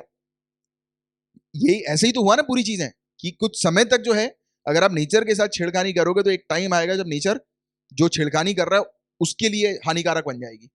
और यही हुआ डेंजरस सिचुएशन, इसलिए तो हम लोग को देखने को मिली। तो इसीलिए ये डर है और यही कंसर्न है। और यहाँ पर कोई भी ट्रांसपेरेंसी जो है वो इसमें हम लोग को नहीं देखने को मिली थी कि बायो सेफ्टी के रिगार्डिंग ब्रिंजल के लिए, और इसको अप्रूवल दे दिया था। और इसी चीज को जो है वो हटा दिया एक्सपर्ट्स ने, ये इनके अप्रूवल को जो है वो हटा दिया, नकार दिया कि ये वाला जो नई वैरायटी है 142 इवेंट की बीटी ब्रिंजल की, अब इसको अप्रूव नहीं किया जाएगा। और जेनेटिकली मॉडिफाइड क्रॉप्स क्या होते हैं वो मैंने आपको बता दिया कि मॉडर्न बायोटेक्नोलॉजी की मदद से एक प्लांट जो है उनका मॉडिफाई किया जाता है। उसमें आर्टिफिशियली जो है वो काफी सारे जो चीज होती हैं उसको इंसर्ट किया जाता है, जैसे कि जीन्स वगैरह हो गए। वही चीज मैं आपको बता रहा था, एक प्लांट के फीचर दूसरे प्लांट में जो है वो ऐड कर दिए, इस प्रकार की चीज। और ये सब पूरी चीजें है जो होती हैं वो लैब में होती हैं। और एग्जैक्टली रियलिटी में तो सभी क्रॉप्स जो होते हैं वो जेनेटिकली मॉडिफाइड हो जाते हैं। वही रेप्लिकेशन की प्रोसेस कि एक टाइम के बाद जो है वो रेप्लिकेशन हम लोग को क्रॉप्स में देखने को मिलता है, यानी कि चेंजेस जो है वो समय के अकॉर्डिंग जो है वो आते हैं। तो सभी जो क्रॉप होते हैं वो जेनेटिकली मॉडिफाइड होते हैं, बट जो हम लोग जो आर्टिफिशियली लैब्स के अंदर जो साइंटिस्ट रिसर्चर्स क्रिएट करते हैं तो वो जीएम हम लोग इसको बोलते हैं, जेनेटिकली मॉडिफाइड क्रॉप या फिर ट्रांसजेनिक क्रॉप। ठीक है, तो इसको जो है वो ये कहा जाता है। और लीगल पोजीशन क्या है हमारी कंट्री के अंदर जेनेटिकली मॉडिफाइड क्रॉप की इंडिया में? तो जेनेटिक इंजीनियरिंग अप्रेजल कमेटी, ये जो है वो सबसे हाईएस्ट बॉडी हम लोग को देखने को मिलती है जो कि अलाउ करती है कमर्शियल रिलीज को, कि कौन सा जेनेटिकली मॉडिफाइड क्रॉप जो होगा वो कमर्शियली अवेलेबल होगा, जिसको फार्मर्स यूज कर सकते हैं अपने फार्म्स में और उसको बेच सकते हैं। ठीक है, तो ये डिसाइड करने वाली जीईएसी हम लोग को देखने को मिलती है। और अनअप्रूव्ड जेनेटिकली मॉडिफाइड क्रॉप का जो वेरिएंट जो होता है, अगर यानी कि कोई भी व्यक्ति जैसे कि अप्रूवल नहीं मिला है इस जेनेटिकली मॉडिफाइड क्रॉप का, बट फिर भी उसने अपने फार्म में लगा दी और वो बेच रहा है, तो सामने वाले को 5 साल तक की सजा या और 1 लाख रुपए तक का जुर्माना जो है वो होगा एनवायरमेंटल प्रोटेक्शन एक्ट 1986 के तहत। और फार्मर्स क्यों ज्यादा फोकस करते हैं कि जेनेटिकली मॉडिफाइड क्रॉप उनको मिले? क्योंकि फायदा होता है ना फार्मर्स का। अब जैसे कि बीटी कॉटन की बात करें, बीटी कॉटन में जो है वो उनको पेस्ट से लड़ने के लिए यानी कि कीड़ों से लड़ने के लिए अलग से कुछ डालने की आवश्यकता नहीं है। बीटी ब्रिंजल के अंदर उनको अलग से पेस्टिसाइड्स वगैरह फर्टिलाइजर्स वगैरह नहीं डालना, क्रॉप होगा हेल्दी होगा, उसमें कीड़े नहीं लगेंगे। तो इसलिए क्योंकि ये सब चीजों से फार्मर्स का पैसा बच जाता है ना, एक्स्ट्रा एड ऑन चीजों से। और चिंता फिर यही है जो मैंने भी आपको बताया कि लंबे समय तक जो है ये अभी इसके क्योंकि प्रॉपर टेस्टिंग नहीं हुई अच्छे से, प्रॉपर तरीके से लॉन्ग लास्टिंग इसके इफेक्ट जो है वो नहीं देखने को मिले, इस पर स्टडी अभी होना बाकी है, राइट। तो इसलिए इसको कमर्शियली रिलीज इसका नहीं होना चाहिए, और लंबे समय तक अगर इसका यूज करेंगे तो क्वाइट पॉसिबल कि ह्यूमंस के लिए ये हार्मफुल भी हो सकता है। आज नहीं हो, क्या पता 50 साल 100 साल बाद हो जाए, राइट। तो ये वाली चीज पर भी अभी स्टडी नहीं हुई। ये सेम वैसी चीज है जो मैंने आपको अभी स्टार्टिंग में अभी पढ़ाई थी थोड़ी देर पहले जब हम लोग इसके बारे में बात कर रहे थे, डेंगू के बारे में, है ना। तो ये था पूरा ओवरऑल टॉपिक, और आज के लिए सिर्फ इतने ही टॉपिक्स थे। और एक और विषय पर मैं चर्चा करना चाहूंगा, बहुत इंपॉर्टेंट विषय है। सो गाइस, जैसा कि आप जानते हैं कि मैंने लेक्चर की जो ये जो paid course paid monthly package जो आपको मिलता है लेक्चर का, तो उसकी प्राइस जो रखी है मैंने वो काफी बहुत कम रखी है। आप खुद ही जानते हैं कि मार्केट में दूसरी जगह पर 2500 3 हज़ार रुपए चार्ज किए जाते हैं, मैंने सिर्फ 100 रुपीज पर मंथ की यहाँ पर प्राइस रखी है। बट फिर भी मैंने देखा, और मैं काफी समय से ये चीज नोटिस कर रहा हूँ कि काफी सारे स्टूडेंट्स हैं वो जो पेड मेंबर्स हैं उनसे कांटेक्ट करके उनसे ये पीडीएफ ले रहे हैं, मांग रहे हैं। गाइस देखो, आपने यहाँ पर जो मुझे पे किया है, ये जो प्राइस जो आपने मुझे पे किया है, मुझे पता है कि ये प्राइस जो है वो काफ़ी सारे स्टूडेंट्स के लिए कुछ मैटर ही नहीं करता है, कि 100 रुपये जो है वो काफ़ी सारे लोग तो ऐसे ही चलते फिरते खर्चा कर देते हैं। तो काफ़ी सारे लोगों के लिए बिल्कुल मैटर नहीं करता है। और आप लोग में से सभी लोग चाहते हैं कि यार चलो सबकी मदद कर दी जाए, सबकी हेल्प कर दी जाए। बट गाइज इसमें एक चीज़ बस ये समझिएगा आप कि इसमें ये जो मैं पूरी मेहनत कर रहा हूँ, ये मैं इसलिए कर रहा हूँ कि जितने भी स्टूडेंट्स हैं वो जो यानी कि जो वाकई में जिनको आवश्यकता है, जिनको नीड है, जो ज़्यादा पैसे अफोर्ड नहीं कर सकते, वो यहाँ पर अफोर्ड कर लें 100 रुपीज़ पर मंथ के प्राइस को देकर। तो इसलिए मैंने किया। बट जो लोग ऑलरेडी अफोर्ड कर सकते हैं, जिनकी अफोर्डेबिलिटी अच्छी है, वो प्लीज़ दूसरों को बांटे मत फ्री में। अगर किसी को चाहिए तो उनको बोल दीजिए कि आप मुझसे जो है वो कॉन्टैक्ट करके परचेज कर सकते हैं, क्योंकि मैंने देखा कि काफ़ी पीडीएफ वगैरह जो है वो शेयर हो रही हैं। और हालांकि देखिए, मेरा तो इतना इससे कोई इनकम जो है वो बिल्कुल ना के बराबर है, क्योंकि चैनल अभी अभी शुरू हुआ है और ज़्यादा लोग जो है वो परचेज करने वाले बिल्कुल भी नहीं है इसमें। और मेरा खुद का जो है मंथली जो एक्सपेंडिचर है वो नहीं हो पा रहा है इन सब चीज़ों से। और आप खुद भी जानते हैं कि यूट्यूब से अगर आपको थोड़ा बहुत भी आइडिया होगा तो आपको पता है कि यूट्यूब से एड्स वगैरह के थ्रू इनकम नहीं होती है, ना के बराबर इनकम होती है, राइट। बट मेरे में तो यहाँ पर आपको पता है कि अभी भी नया चैनल है तो उतने व्यूज़ भी नहीं आते, तो एडसेंस के थ्रू यानी कि यूट्यूब के ऐड के थ्रू तो इनकम होती नहीं है मेरी। जो भी इनकम है वो इसी के थ्रू जो है मेरी हो पाती है। तो प्लीज़ थोड़ा इसको कंसिडर किया करें कि अगर आप परचेज कर रहे हैं तो प्लीज़ दूसरों को मत बांटें।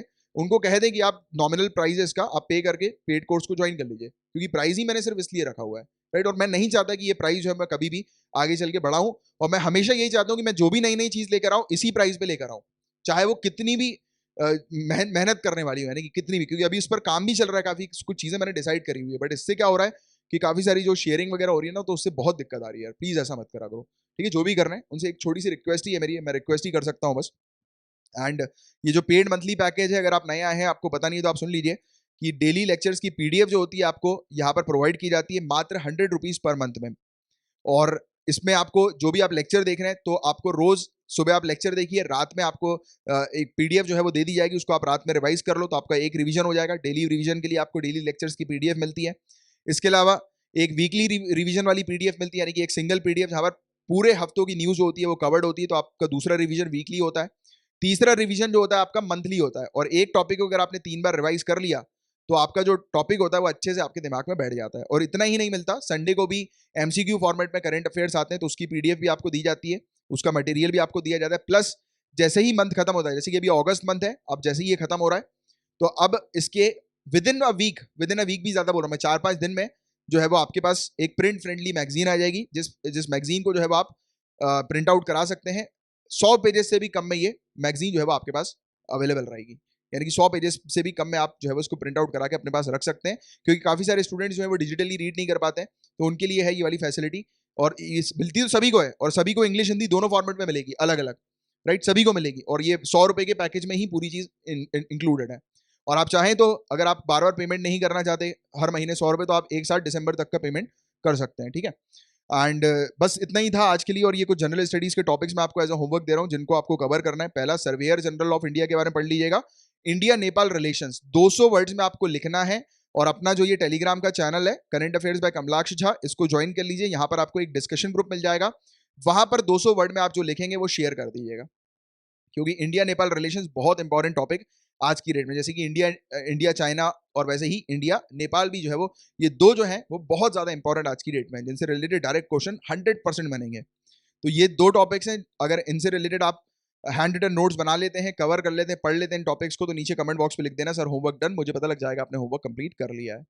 एंड चैनल का नाम current affairs by Kamalaksh Jha है। चैनल को आपने सब्सक्राइब नहीं किया है तो कर लीजिएगा, और बेल आइकन पे भी जरूर हिट कीजिएगा, इससे लेक्चर्स की हर एक नोटिफिकेशन अपडेट्स आपको टाइम पर मिल जाएगी। और आप मुझे चाहें तो फेसबुक पर भी फॉलो कर सकते हैं मेरे नाम को सर्च करके, ठीक है? तो चलिए अब हम लोग मिलेंगे कल, तब तक के लिए bye bye, take care, have a great day ahead, Tata.